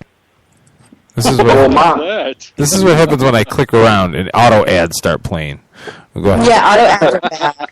They kill me too. Well, my question to you is that, you said that your grandma would be able to rush. What is her 40 time? Doesn't matter. Terrell Davis won a Super Bowl without being able to see. Fair enough. So, yeah, and there you go. Nolan, what's your thoughts on this? I know I'm going over, but I really want to know. I think you guys are on the right track where if you have a good enough offensive line, you can make any running back look good. I do think it comes into play where you're getting some guys that can run through the tackles when you're not always going to have those huge holes, and some guys that go down immediately on contact. And then with Ray Rice last year, I think as far as he had a hip flexor that was kind of bugging him the whole year, and that's when you have lingering injuries, that's understandable that your performance is going to drop, and the O line kind of fell apart. But I think the running back position is just something that people are learning to draft later because there's so much good talent at it that unless you have a superstar, it's almost interchangeable if you can find the right talent late. All right. And with that, Nolan, you are now on the clock with the 18th pick belonging to the New York Jets. All right. So there is so many good options here. There are. I feel like the Jets are going to draft. If he's there, I feel like they're going to draft. And a lot of you guys will probably eat me alive for passing on the big receiver, but I'm going to go with Odell Beckham Jr. And mainly because I think, they're really trying to bulk up that offense and give Geno some weapons. They brought in Chris Johnson. They got Ivory there for the little bit of thunder and lightning. They brought in Eric Decker. Stephen Hill can stay healthy. They'll have a number 3 with Odell. And he can also return punts. He's got the speed. He can, out of his cuts, his routes, his ins and outs, he's just really fast. And he really creates space all the time. He has great hands. He can make the catch over his head. He can dive and make the catches, one-handed catches. He's just really, really talented and ready to play. All right. Okay, I'm going to go ahead and say this real quick. I don't know if I like that pick over the bigger receiver, and this is why. You have a younger quarterback there, and he is a scrambler. He's a runner and everything like that. Plus, he's young and he's still working with accuracy. I think the best thing to be able to do with this team, and I definitely believe that we'll go with the wide receiver position possibly if it's there, but to get him a big target that he can't miss, that he can't fail. That's the biggest thing. As we've seen with Stephen Hill, this past couple year with him, is that, Stephen Hill will get open because he's fast, but at the end of the day, you've seen overthrows, you've seen underthrows, and you've seen all kinds of different things. If you get a bigger wide receiver out there, especially in the red zone and stuff like that, for Geno, it will build his confidence. As well as still remembering that if Geno goes down, you still have a Mike Vick there as well, who is not the most accurate either. So I think you have to go with a bigger target here. Yeah, I respect that Evans is a bigger target. He can go up and get it. He has a wider range as far as reach, ability to get the ball if it's thrown off a little bit. I just think Odell does a better job at creating space and getting open, getting off defenders, especially when Evans deals with some of the better corners that'll be sticky in the NFL. But I could totally see them going your way as well, though. Nolan, how about the cornerback at this point? I mean, they did pick up Demetri Patterson in the offseason, but he's a guy that's got a pretty substantial injury history. Why not a cornerback? Let me see. Where's the Jets' next pick? Because I feel like I can get, they're 18 and then they're 49. 49? I think we've got 49. I can get my guy for another cornerback there. I'm looking at this and I'm thinking, you have Geno Smith, who he's got confidence issues, and giving him a big target, like a big tight end maybe receiving for shorter passes, might not be a bad thing. And there's some really great tight ends still on the board here for the Jets. I might have gone that direction, although Beckham is definitely a great wide receiver. I don't know. I think I might have gone tight end here for the Jets. That's a good point as well. There's a ton of tight end talent still available, and they could go ahead and get Ebron or any of those other big guys. I do like Jeff Cumberland, but if you wanted to go the tight end route, there's a ton of talent there right now too. Yeah, either way. All right. I like Odell Beckham better than Mike Evans, personally. Just personal preference. Oh. Telling you. Who are you? I'm just telling you. You watch. at the end of the day, when all is said and done, one supporter. When all is said and done, you all will be realizing that Mike Evans owes more to Johnny Manziel than Manziel owns Evans. They owe each other greatly. Yeah, no, they were in a nice spot together, and they maximized their rapport without a doubt. Mm-hmm. So. All right, Lamont, you are on the clock for the Miami Dolphins in the 19th overall pick. That I am. The suspense is killing us. No, I'm just really thinking. Let's hope so. Wow. Feel free to talk in the background and one quick thing. Well, here, you know what? The Dolphins were my pick to make steps forward last year, and for whatever reason, it didn't really happen. Do you guys think Ryan Tannehill is the man? Do you think he's the guy to lead this team and at least get him to the first round of the playoffs. I think without Sherman there, yes. I think he's shown you enough that he at least warrants A shot. a shot. Another new guy, yeah, for sure. Yeah, I mean, even Mike Wallace, I think without Sherman there, I think this is an opportunity for him to sort of showcase his talents more in stretching the field as opposed to being a short yardage receiver under the old system. I don't know off the top of my head where the Dolphins are picking in the second round, but if you get to the 19th pick in the second round and a guy like... They're at 50. They're at 50? Mm-hmm. Yes. So, all right. So if you get to the 50th pick and a guy like Derek Carr is still there, then I think maybe you reach there, but not with this pick. I think I really like Tannehill.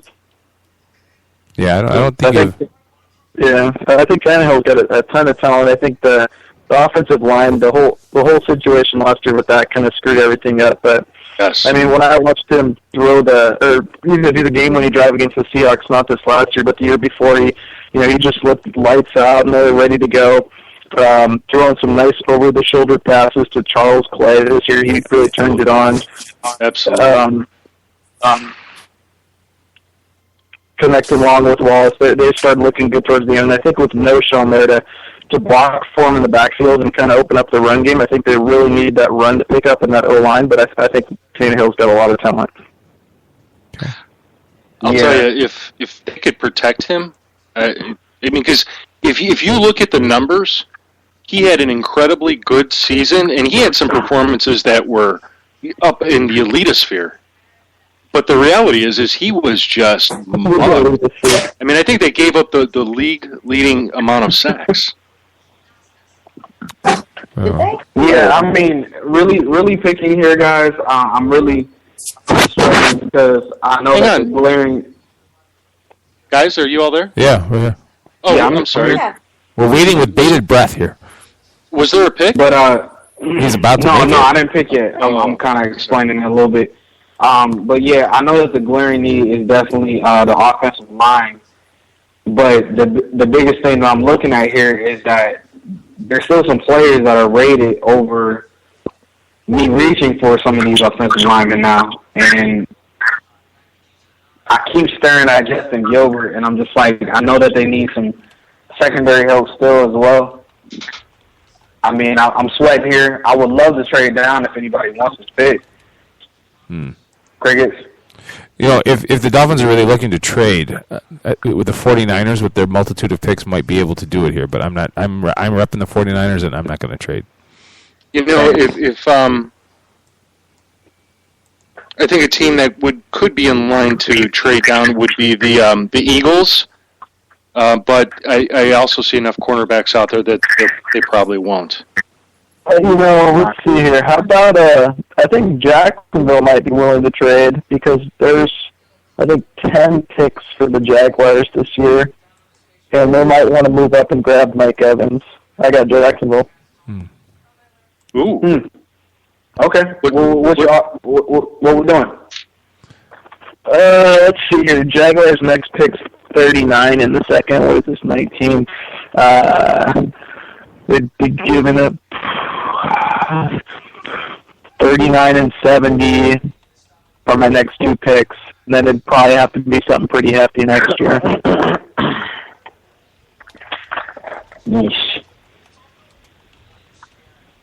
So is there a trade? Do we have? Well, I don't know. What do you think, Lamont? What do you? I don't know. I think I'm gonna just go ahead and just take my defender. All right. Good. So yeah, with my 19th pick with the Miami Dolphins, I'm gonna go ahead and select Justin Gilbert, cornerback from Oklahoma State. Great pick. I really don't have. I mean, could we really be talking about the Dolphins really needing only maybe 1, 2, maybe 3 pieces here, or what? Honestly, I think that what Lamont did made sense. They need help along the offensive line, and since most of the top tackles are gone, you can make an argument there's 1 or 2 guards maybe, but they could wait. I mean, the move that he made right now, I think, was the right move. I mean, you don't want to reach too much, and certainly at the next level of offensive linemen that are out there, unless you want to go get yourself a top center, it was the right move. Well, you wouldn't because they have Mike Pouncey. Mike Pouncey. Yeah, they got They need a right tackle though, but they could probably wait till the next round to get it at this point. Yeah. Well, my feeling, I mean, if you look at, I've analyzed this because people have gone round and round about taking offensive linemen, and if you have a value pick like Justin Gilbert, top-ranked cornerback at this position, if you look at the numbers, and a lot of analysis has been done, it's hard to do analysis on offensive linemen, obviously, but there's a lot of value to be had later for offensive linemen who stick in the NFL and are successful for a number of years. If you can get a talent like Justin Gilbert here, I say go for it. I mean, you can't have too much, ability to prevent passes on defense. I don't know. I'm a fan of the pick. Absolutely, I agree. It's a great pick. Yeah, that's a good point. All right, that puts me on the clock with the Arizona Cardinals and the 20th pick. The Cardinals are an enigma to me. They just are. And I look at you're trying to sit from a GM spot because I know I'm going to get roasted for this pick right now. I just know it. I can't wait. By the way. Yeah, I know. I built this up so wonderfully. I gift wrapped it in a pile of crap. Jeez. So go ahead. Sorry. Well, no.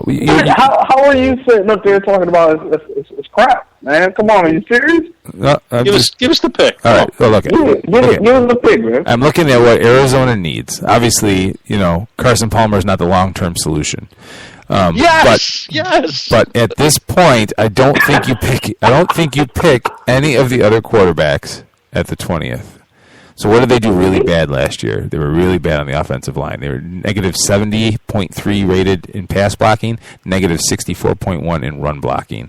And the best offensive lineman available, according to the rankings that I've researched, is the offensive guard, Xavier Suafilo. Oh, you're killing me. I know. I don't think any other of the. I don't. Look at who's available. Looking at the best players available right now, according to, let's just pick CBSSports.com, the rankings that I'm looking at right in front of me. All right, Blake Bortles not here. Okay, Mike Evans. They don't really need a wide receiver. Why would you put Mike Evans with Larry Fitzgerald? Why wouldn't you do that? They don't need it. It's not a position of need. You have Larry Fitzgerald, Michael Floyd, and Ted Ginn Jr. to be the third wide receiver. Did you really just say that they're going to rely on Ted Ginn Jr.? No, I did not say they were going to rely on anything. I just said a number 20 overall pick, personally, I wouldn't do it. Personally, I wouldn't do it. I'd strengthen that offensive line at this point.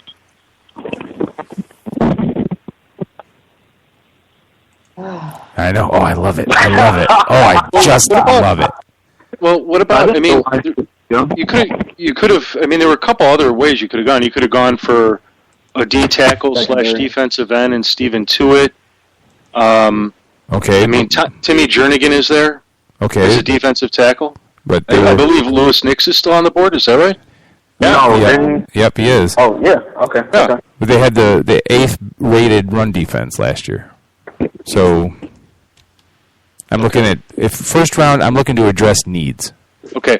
Now I'll give you what my bold prediction is for this year is that at that pick, if Blake Bortles is on the board, they take him. And it very very well maybe, but I'm not the GM. Well, and I'll tell you my thinking, and it's this quite simply. I mean, you don't hire a guy like Bruce Arians and not at some point draft a quarterback. And Carson Palmer, he's got 1-2 years left in him? I mean, this is a great place for him to be with a top head coach who's a top quarterback tutor, watching a veteran quarterback like Carson Palmer do his thing. And I want to say that the Cardinals have... Let me take a look here. The Cardinals have 6 picks. How many picks do they have? 6 picks. They're in the 20. 6 picks. They're in the 20 spot in each of the 6 rounds. And I think based on their roster, they can afford to give one up and take a quarterback even this early. I think the reason I kind of like Keith's pick here is because, I mean, Arizona was really hot at the end of the year. They actually came to CenturyLink and beat the Seahawks there. And if they feel like they're just a couple pieces away from being a playoff team, I don't think you would. I mean, because I was kind of thinking maybe go defensive tackle. Dockett's getting old; he's 32. You want to get some depth there, and that's kind of the same lines as getting someone behind Palmer. But if they feel like he's the guy to take them through the playoffs, I think you'd want to get maybe an offensive lineman, like you said, and fill a need right away. Spoken like the man of reason. God, I got to tell you, I was sweating a little bit there. So who'd you take again? Xavier Suafilo. Oh, okay. Another non-sexy pick, but a good one. And I butchered it. I know I butchered that name, and I apologize to him and his family. And if you don't mind me saying why I think the Cardinals could take a quarterback this early, it's because when they pick in the second round at 20, I don't think there's going to be anybody really left. Even though A.J. McCarron's could still be there. Yeah, well, and okay. I don't see him I see him as the next Greg McElroy, if you know what I mean. Ooh. Okay. Ooh. Yeah, you like that? Oh. I do like that a lot. I agree 100%. Okay. Phew. It's so nice to throw out the pick and hear nothing but literally silence and Ooh, yes. and then come back with at least Nolan understanding and then Claire agreeing me with something totally unrelated. So it works. And with that, Claire, you are on the clock for the Green Bay Packers in the 21st. Yeah, I'm on the clock. Well, you have Aaron Rodgers, and your number 1 tight end is Andrew Corliss. I'm going Eric Ebron, tight end, North Carolina. Super fast, good hands, can block. That's my guy right there for giving Aaron Rodgers a gift for putting up with my crap the past season or two. That has got to be potentially one of the best picks of the first round. Thank you, sir. Wow. In terms of the player and the need. In terms of the player and the need, I mean, it's a really good fit. I think so. I don't think there's a lot to say about it. I just think you need to give your biggest playmaker weapons, and darn it, that's a good weapon. Yeah, and what's the word on Jermichael Finley? Is he done? Yeah. If not officially, pretty much. Back. Yeah. I think they said he's getting X-rays every couple of weeks to see when he'll get medically cleared, but he's still a free agent, so someone's got to get him medically cleared and then give him a chance. Yeah, so he's done. Yeah, I agree. You look at that team, and I'm going to try to pull up their depth chart really quick here. You look at that team, and like I said, you have the best, if one of the best, if not the best quarterback in the game. I guess with Peyton and Brady, you can't really say the best, but definitely in the conversation is one of the best quarterbacks in the game. The wide receiver crew. I mean, if Mike Evans is still on the board, maybe you could make an argument for him here. yeah. But again, tight ends. If you don't miss a good tight end until you don't have one, and if Finley really is done, which all the signs are pointing to that, that's an ad. That's a fantastic pick. Fabulous. I just can't. I'm really shocked and surprised how far Mike Evans is falling. I know. I'm telling you. I mean, this guy is absolutely just falling out of the sky. I mean, geez. He may be there for the second Browns pick. Yeah, don't do that. Don't do that. See, I thought we were actually getting along tonight, man. He might be there for the second Browns pick, and then you really can take the Matt Millen approach to building a franchise and get three wide receivers. I'm just telling you, man. All Josh Gordon has to do is hold one little smoking little thing up to his lips, and that's it, man. That just blows up the whole season. I agree. All right. Jim, you're on the clock for Philadelphia Eagles, the 22nd overall pick.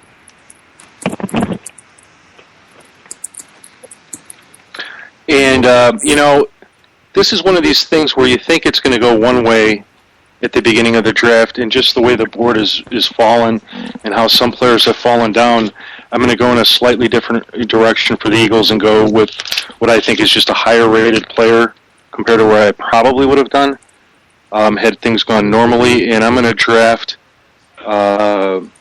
defensive end Stephon Tuitt out of Notre Dame. Yeah. Nice. Thank you. When actually he could play both defensive end and a D tackle, and this is a unit. While I think they could use some cornerback help, they need some linebacking help. And if you can pressure that quarterback, that's as good as getting a top cornerback. And it's a deep cornerback class, so I'm happy with this. Yeah. Well, All right. Anybody else? I want to go around. I like him. I can't find Tuitt on my list here. Oh, there he is. Got it. I mean, I have him as high as potentially being a top 10 pick. Yeah. Yeah, he's got a lot of talent. He's got the size, but he also has the athleticism and speed. Like Jim was saying, he can come off the edge. He can come from D tackle. He can play everywhere. He's got way better speed, like just short-term speed to get to the ball quickly than you would think for his size. So I think it's a really good pick. Sweet. All right. Yeah, the Eagles, we talked about them a couple weeks ago. Even if they had a top-notch defense, I'm not saying that they don't, but even if they did have a top-notch defense, you need to have as many capable bodies as possible, just because that offense has proven to be such a quick striking and multiple striking. They end up on the field more than normal, so you need a healthy rotation, I guess is my point. Definitely. With Chip Kelly. All right. I think that's absolutely true. Good point. Hey, just trying to make up for that Clinton Dix pick.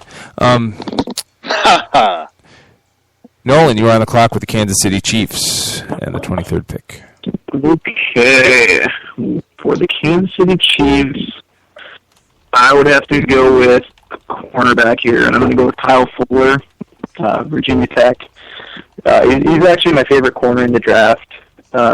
He's a really tall guy. He's sticky. He plays. He's lined up all over the field. He's come up and blitz off the edge. He's very effective doing that. He's a sure tackler, wrapping up around the legs.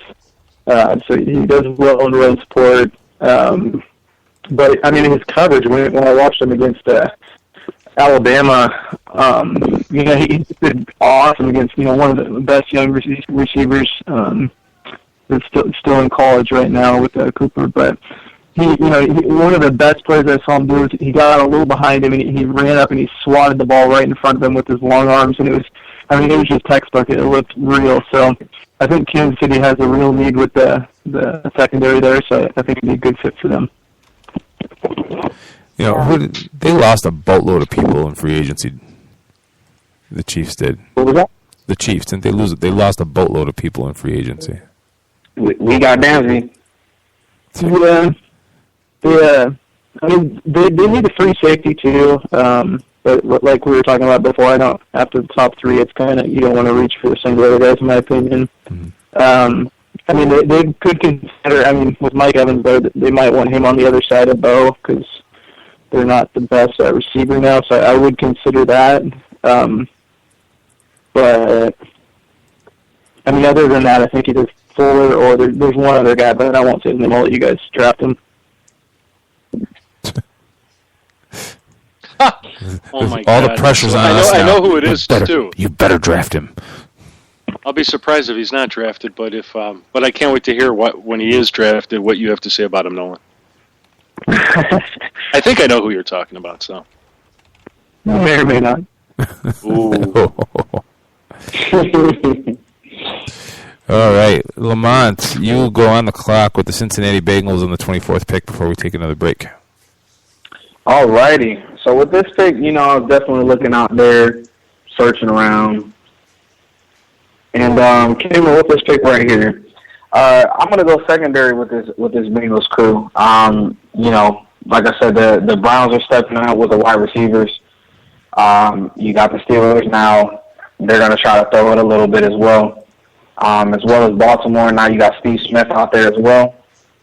I think Darquise Dennard, cornerback from Michigan State, will be a good pick for them at this angle.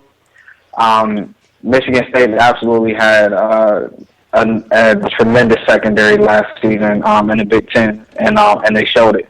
And I know that he's hampered by some injuries here and there, but overall solidly built, you know, athletic, instinctive. He's a press man cover, and he can guard, you know, bigger receivers as well.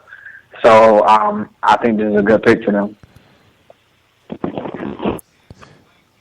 Well, if you look at their stats, they were as far as pass coverage, according to ProFootballFocus.com, the Cincinnati Bengals had the 4th highest rated pass coverage in the NFL last year. What they were really lacking on defense, they were negatively rated in pass rush. So why didn't you go with maybe a D end like a D Ford or something in this position? Well, I mean, I've seen D Ford there, but like I said, I kind of stuck more towards the. I think that Dennard is better as far as just an overall player. I mean, it's definitely a good thing to see that. I mean, they definitely needed a DN or a corner. So I mean, it's definitely there. But like I said, I feel that a lot of their stats were kind of overblown a little bit because, like I said, they played the Browns twice in the season already. You know, and some of the other teams that was in the AFC North as well struggled as far as offensively. So I think that their stats, you know, it could have been inflated a little bit as far as when it came to their coverage, and people are getting better. You know, I have a question for Nolan. Nolan, is this the cornerback? Dennard? Yeah. No, I was talking about a different guy, but I really do like Dennard. He's probably the best press cover in the draft. He's real physical. He sticks with the guys, and he constantly has his arms on him, so he's really frustrating the receivers. He's better at man. He does own zone as well, though, and he hits really hard. So he's explosive. You know, he's really got explosive out of his hips. But yeah, I think with Cincinnati, they get some corners that are aging, so I think it's a good idea to get some youth in there. And it's one of their needs. All right. Anybody else? All right then. I will. Let's take our last break of the evening, and then we will finish up with the final 8 picks. You're listening to the 87 Live presentation of 87sportsfans.com's 2014 NFL Mock Draft. It's getting late, folks. We'll be right back.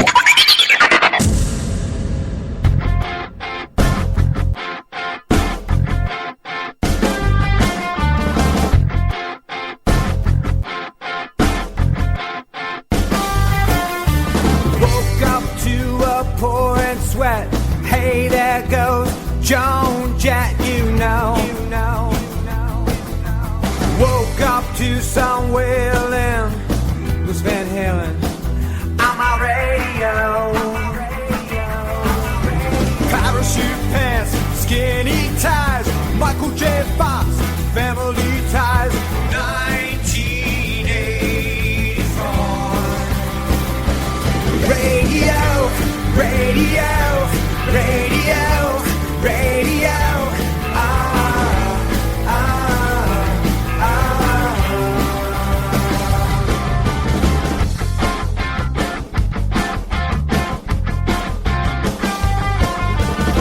Don't want no more 90s shit. Nirvana was cool and maybe Pearl Jam, but that was it. Give me Springsteen, rock and roll, Cheap Trick, not Oingo Boingo. Hey, Joey Ramone, leave Michael Jackson at home. Radio.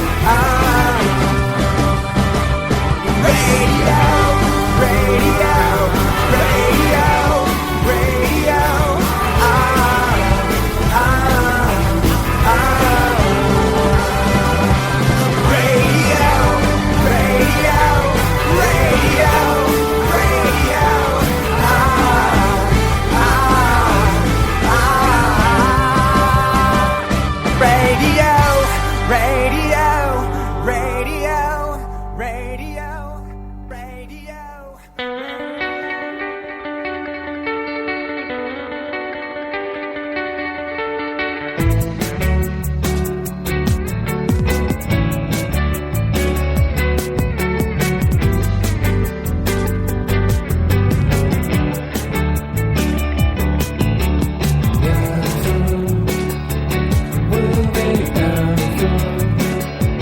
Final pieces that he needs,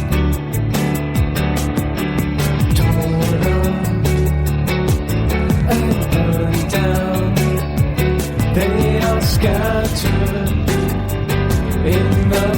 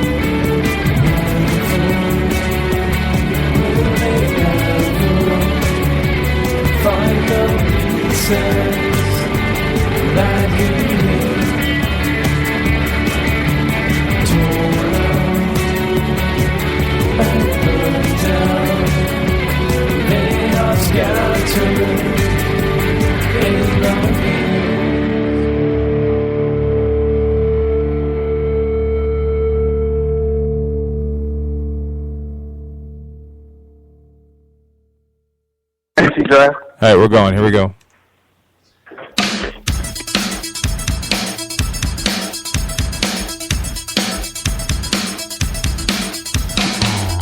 '87sportsfans.com's 2014 NFL mock draft, heading through this stretch run here. The last segment, I won't go recap the whole mess, but from 17 on, Jim picked Cyrus Corndijo, and don't worry, Jim, I butchered that name too. Offensive tackle for the Baltimore Ravens. Nolan selected Odell Beckham Jr. For the New York Jets, a wide receiver. The best thing about Odell Beckham is that I saw people referring to him as ODB, and since Old Dirty Bastard died, it's good that we're resurrecting that name. Justin Gilbert, the cornerback, was selected by Lamont for the Miami Dolphins. I came under fire once again for my offensive guard selection of Xavier Su'a-Filo for the Arizona Cardinals. Claire selected Eric Ebron, tight end for the Green Bay Packers. Jim selected Stephon Tuitt, defensive end for the Philadelphia Eagles. Nolan selected cornerback Kyle Fuller for the Kansas City Chiefs. Lamont, cornerback Darqueze Dennard for the Cincinnati Bengals, which brings us to the San Diego Chargers.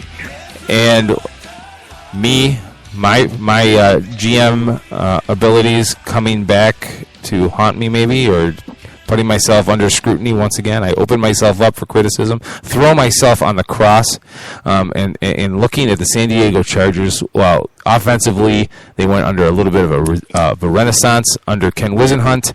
Defensively, they were a tire fire. Nothing went right, poorly rated across the board. And what were they the worst at? Pass coverage.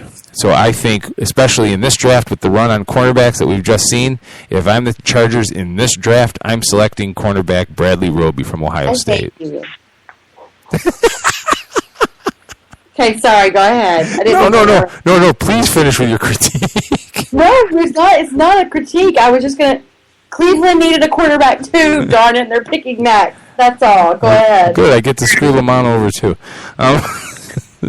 See, man, this is why, like, our relationship is just so crazy, man. I just can't believe you just threw another shot there. I did.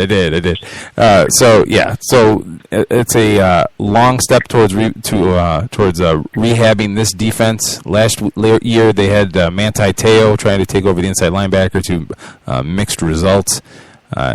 Being able to lock down, especially if you're playing in the AFC West with Peyton Manning, you need to be able to defend the pass. And if you just saw Kyle Fuller and Darqueze Dennard and Justin Gilbert come off the board in the previous 9 or 6 picks, then you make the jump and you go Bradley Roby. It's just rude.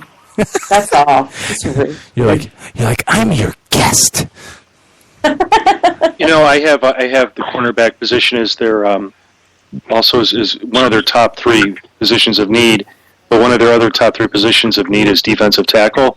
And in this one case, I might have considered taking the D tackle because you've got Lewis Nick still there on the board. You've still got Timmy Jernigan. I mean, there's just guys that options. I don't know that I would have gone cornerback at this point, especially since it's a lot deeper at that position, at least in my opinion. Just playing in Peyton Manning's division, I think being able to cover is a little bit more important. But putting pressure, I think, is even more important than that. Peyton Manning holds the ball for like 2.5 seconds. Yeah. I think in this case, you're better off building from the back to the front. And all those weapons they have in Denver. I mean, I don't know.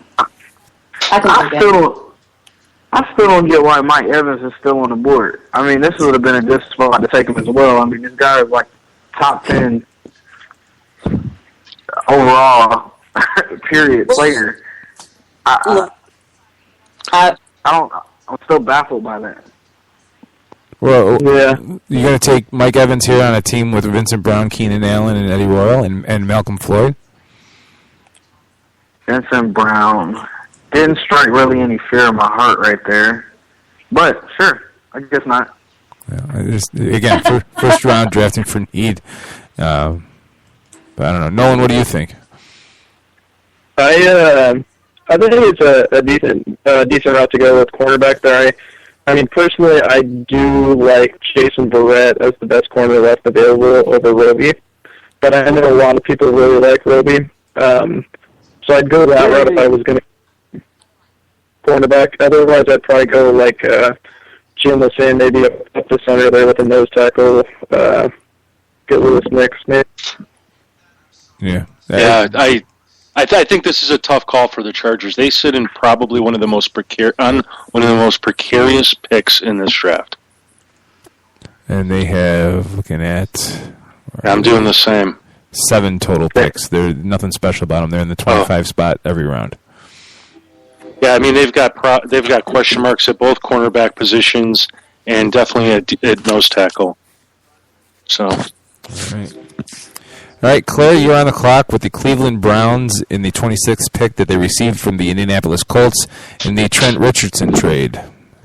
Which, whoa. The Browns came out a little bit on top there, I guess. And this is really nerve-wracking because Lamont is here, and he took my guy. And he gets very cranky if you do wrong by the Browns. I'm just saying. Well, and the thing is we already took. Who was it? We already took this draft. We took Sammy Watkins. So now I feel really awkward with Brian Hoyer at QB and Mike Evans here, which Lamont obviously wants, but I'm going to do something that he's not going to like, I think. Go ahead. Let's see. I'm going to take Blake Bortles at QB. Let me have it. Come on. Out with it. No, I think that this is a very Browns pick right here. Yeah. Go ahead. Somebody else chime in so I don't sound like I'm just trying to pick a fight. First of all, I hate all you guys. I mean, I'm not just absolutely just floored by this pick. I still think that there's other things that we can address a little bit more. Possibly like linebacker or something like that. Just throw some more defensive things out there. I mean, to be honest with you though, like I've been clamoring for a quarterback at that pick. If they're gonna take one, they just absolutely feel like they need to take one. Because of course, like I said in our draft, you know, you still got Bortles there, still got Derek Carr there. You know, Teddy is gone, who I really want at that pick. But you still have some other ones there. So, I'm not gonna rip you a new one. Unfortunately, I can't do it. I'm sorry. Thanks, bro.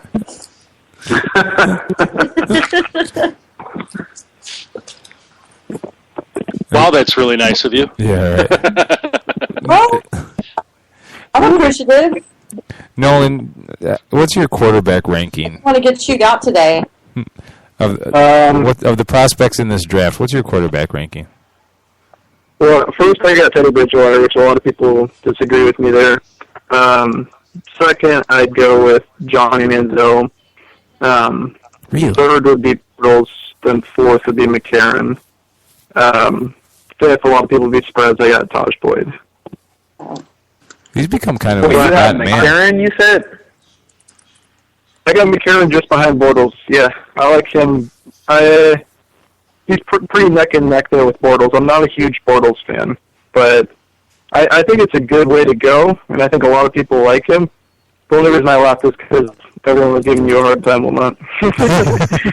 Well, no, I mean, I'm saying that I'm very puzzled by the McCarron because I've heard mixed reviews on him as well. You know, I was watching him and everything. I thought he was definitely I would say an operational quarterback, but, you know, I mean, playing for Alabama, you know, how hard is it to stand back there when you got running backs galore, the best offensive linemen, the best wide receivers. I mean, pretty much the best team, period. It's kind of like going on a video game and having all your players be a 99 overall and not succeeding. So I was just kind of puzzled by that one a little bit. So I just want to hear you elaborate a little bit more on why you have McCarron so close. Yeah, okay, so the reason I have him, it's not necessarily like, you know, the statistics, so just looking at what he's done at Alabama, but more so just kind of looking at the anticipation routes and him just throwing to his spot instead of throwing at his receiver and leading them so they can catch it on the run and turn upfield. I think a lot of plays turned into touchdowns there, whereas if you threw it a little behind or right on him, the guy might have, had to slow down a little bit. I think he can throw it on, each level. He has a good touch on the short dumps. On the ins, outs, curls, like I said, with the anticipation routes, he does well. And then on the long ball, he's performed well.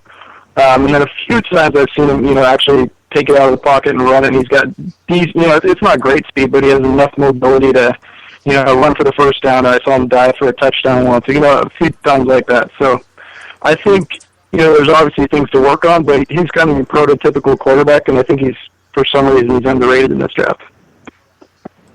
All right.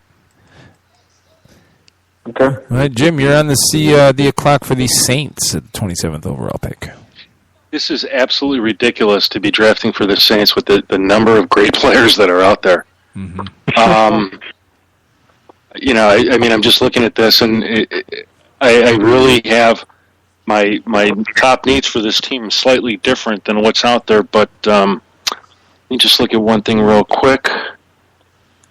Okay, well, here's what I'm going to do, and I'm going to take that top-rated wide receiver from Texas A&M, Mike Evans. Yeah. I mean, here's the thing. This is Sean Payton's team, and they've done so much to improve this defense over the offseason. And while I could see, a reason to take a guy like outside linebacker Ryan Shazier or one of the top remaining cornerbacks, I mean, the reality is Marcus Colston is not getting any younger. They brought Robert Meacham back, who was really just a stretch-the-field kind of receiver, and both Kenny Stills and Nick Toon, neither one of them strike me as a Marcus Colston replacement. They seem to be more slot speed type guys. You get a guy like Mike Evans in, and he could actually line up across from Marcus Colston with Jimmy Graham, and I mean, this passing game should be just formidable. Speaking of Jimmy Graham, do you think tight end at all, just because they're kind of what they franchised him and he might not be back? I don't think that just crossed my mind when you said his name, but I don't know what they'll do here. No, I think they'll work it out. I mean, it's a contract issue. So what the team can do, even if there's a cap issue, is they could pay him up front with big bonus money and avoid any cap problems. So, I mean, it's really a dollars and cents type of thing. But yeah, they do need a receiver. I like that pick, especially if Mike Evans is that far down. Yeah, don't you think Sean Payton is just like, oh my God, everybody get out of the room? Yeah. I mean, he sits there and he jumps on a table, rips his shirt off, starts waving it around, and goes, woo! Wait, That's what what was, I'm wait, talking what about. was that? What does he do? Woo! just had to make sure I got it right.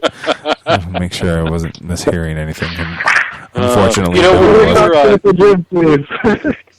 Nolan, when we were down in Alabama, did you actually? I didn't see Sean Payton, but did you get to see what's his name? Rob Ryan. Yeah, I saw both of the Ryan brothers on the field there. Oh my God, you guys! It's larger than life when you see them. It's just you're like, oh my God. They are energetic, man. So they seem cool guys, though. So you don't think maybe? I guess Mike Evans falling 27 is too good to pass up, and maybe they ignore the offensive line with that. Yeah. Okay. Nolan, you're on the clock for the Panthers. 28. Well, real quick, while Nolan's thinking about it, on the offensive line, I mean, they lack depth, but they do have a starting offensive line. So they just need bodies in back of them in case there's an injury. I'm just looking because you know me in my stats. They were negative rated for the season in run blocking. So looking at the interior offensive line, maybe there's an opportunity to add depth. But like I said, Evans falling that fast, they just take the best player available. I just wanted to let you know, Keith, I was thinking what you were thinking. Oh, good. Thank you. Anyway. I'll be able to sleep tonight. Yeah. Okay. Sorry, Nolan. Oh, no worries whatsoever. I was kind of thinking about it. There's quite a few options here. I think what I'm going to do with Carolina here is, because I'm going to go wide receiver in the second round, I'm not going to choose between these top few guys I got here. I'm going to take my last favorite cornerback, since the secondary's pretty empty there. Needs some help. So I'm going to take Jason Verrett here. He's a little shorter, but he can play outside. He'd be a killer on the nickel, covering the slot there. So he's just really physical. He can come on the corner, blitz real strong, and he plays almost like a free safety the way he roams around. When I was interviewing Cody Hoffman at the Senior Bowl, he said that Verrett was the toughest corner he'd faced in his career.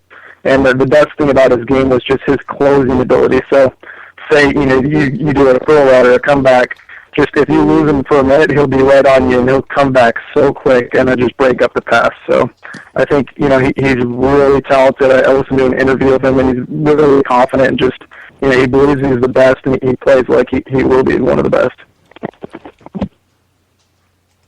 Love the pick. It's a great pick. I mean, that front seven has been making the back four look good for a while now. It's a great pick to add some talent.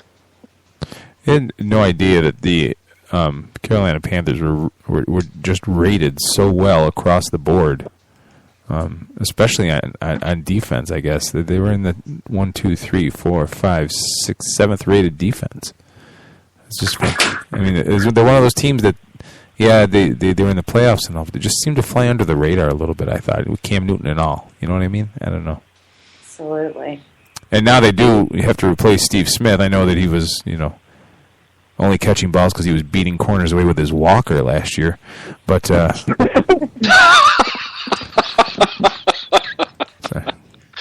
could well be the funniest thing you've said in a long time. Wow. Anyway. You just know how to make me cry. All right. All right. Anybody else about Jason Verrett? Well, and I think you guys everyone might be thinking, yeah, you probably should have gone with maybe Brandon Cooks would be a perfect replacement for Steve Smith, or Jordan Matthews, or one of the big receivers. But I think in the second round, there's still going to be some big names like Allen Robinson, maybe Jordan Matthews, Cody Latimer, Martavis Bryant, guys like that who I think would be a good fit, but there wouldn't be corners as talented in the second for them. In this draft, there's going to be tons of people available in the second round. The way this is going. All right, Lamont, you are on the clock with the Patriots, 29th overall.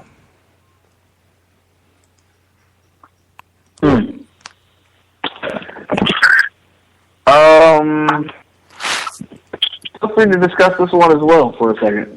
Okay. So, let's just talk here. How many years does Tom Brady have left?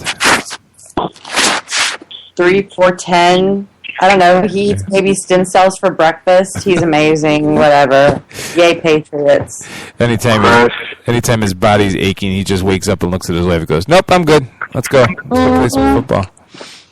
All I know is my wife keeps looking at him and getting those goo-goo eyes, so he's still got some time ahead of him. So he's 36. I mean, he can go another 6 years, don't you think? As long as they keep him upright.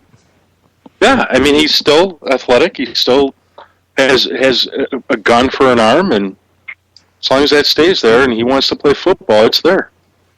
Yeah. All right. But it is surprising to hear that he's 36. I mean, you think about it, just like Manning's getting towards the end, Brady's getting towards the end.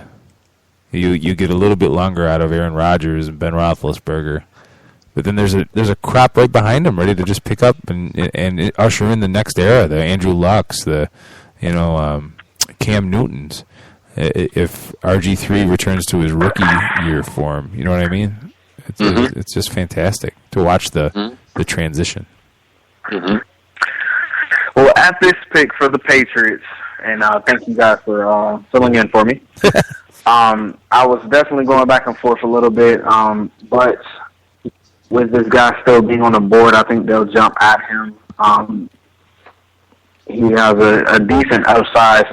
Some weaknesses, they're saying that he's undersized and everything like that, but overall has very good acceleration and can burst, to beat blockers off the ball, and he's basically just has a nose for getting to the quarterback. So I'm going to go with D. Ford from Auburn, defensive end. Okay. It's a great pick. Yeah. Yeah.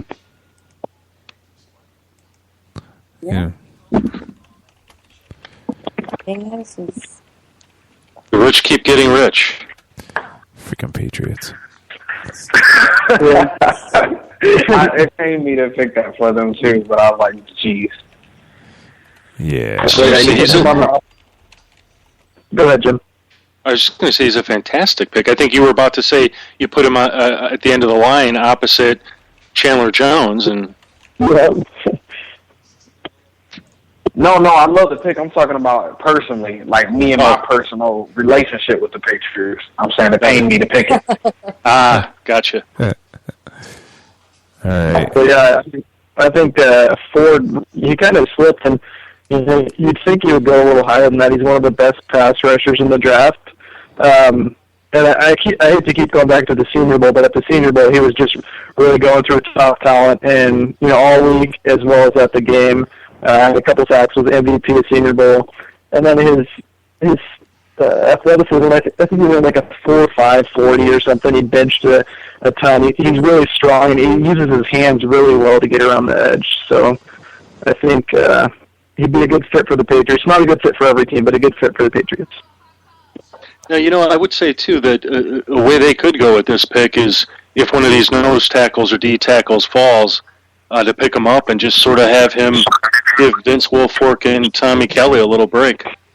Yeah, that's the reason why I was really sitting there for a second, because I was like, man, is there any kind of, nose tackles in there that I could pick up? But like I said before, just sitting there, it was Sure. Sure. All right, so that would put me on the clock now with the 49ers. And in the nation. And there it goes again. There it is. You can tell I'm clicking around. There's the auto ad. Oh, jeez.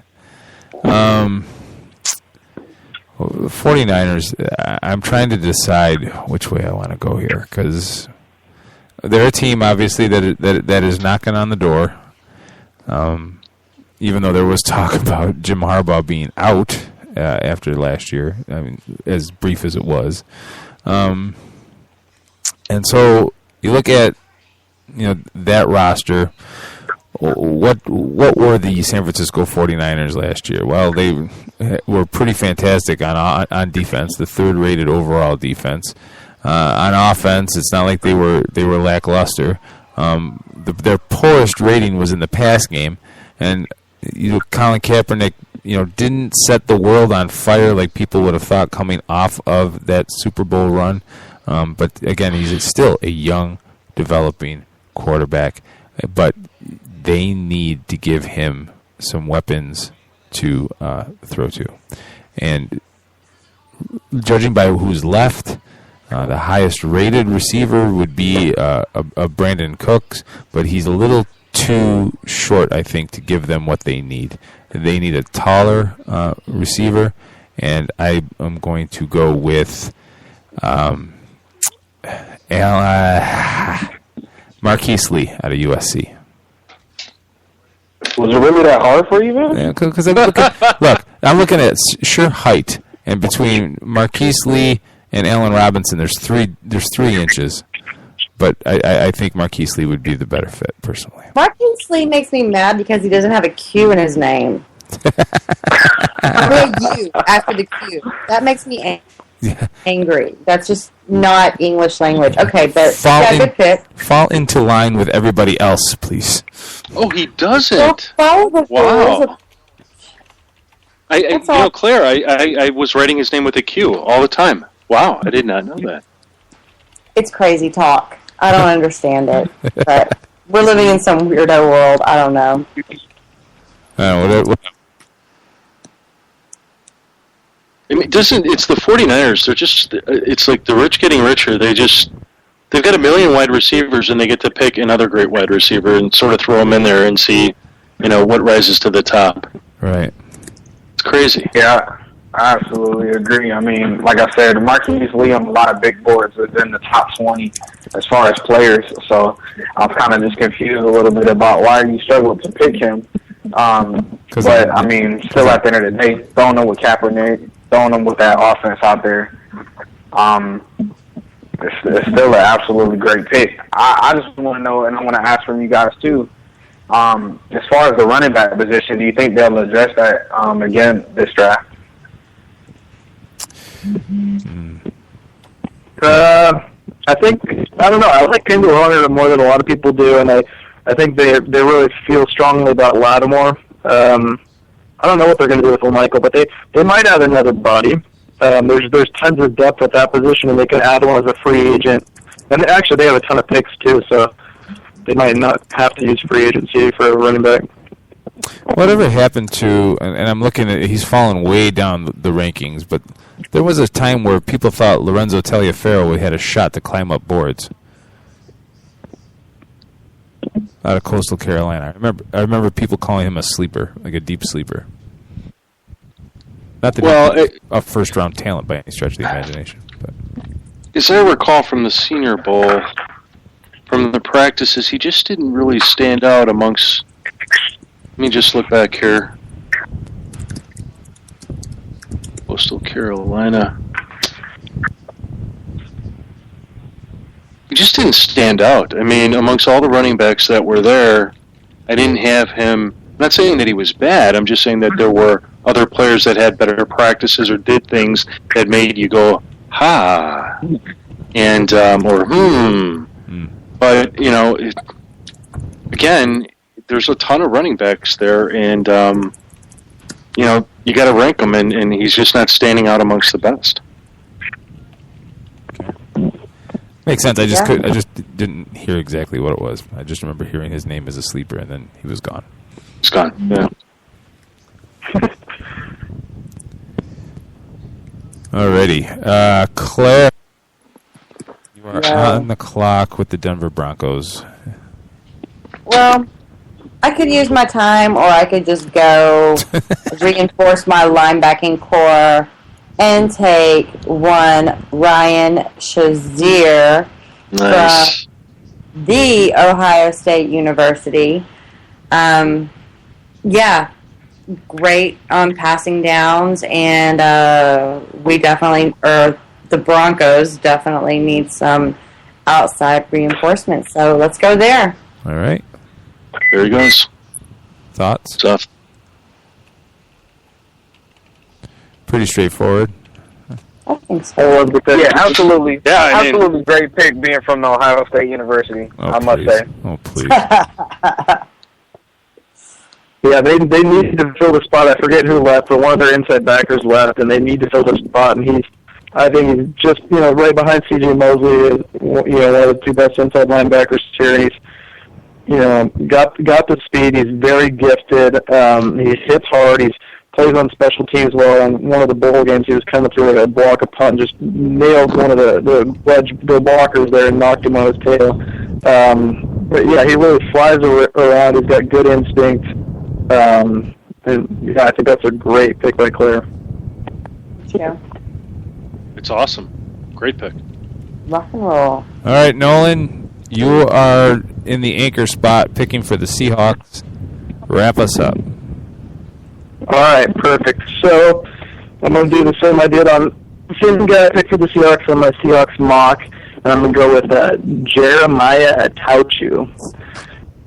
And the primary reason I'm going to go for this guy, a lot of people think it'll be a reach, and maybe it is, but the Seahawks often reach for players when they want them. Okay. And it seems to work for him. Yeah. Yeah, exactly. He's one of the best pass rushers off the edge. We lost Chris Clemens and Red Bryant, so need to fill in with him. And I know Bennett re-signed, but he loves to slide into the D tackle spot and get pressure up the middle on third downs. So if the Taucho was on the opposite side as Abel, it'd be really wicked on third downs. Abel's in the last year of his contract as well. Hopefully they can re-sign him, but if not, they do need some pass rush help, and I feel like the defensive ends at the top of the class, it's really top-heavy. Once you get past some of these top guys, it seems to narrow down a little bit. So if you want a guy that's going to contribute immediately, I think Tauchi's got the speed and strength, the pass rush off the edge. He can play against the run. He's got really good hands to swat the blocker's arms down. But he's a real good fit. He's good on special teams.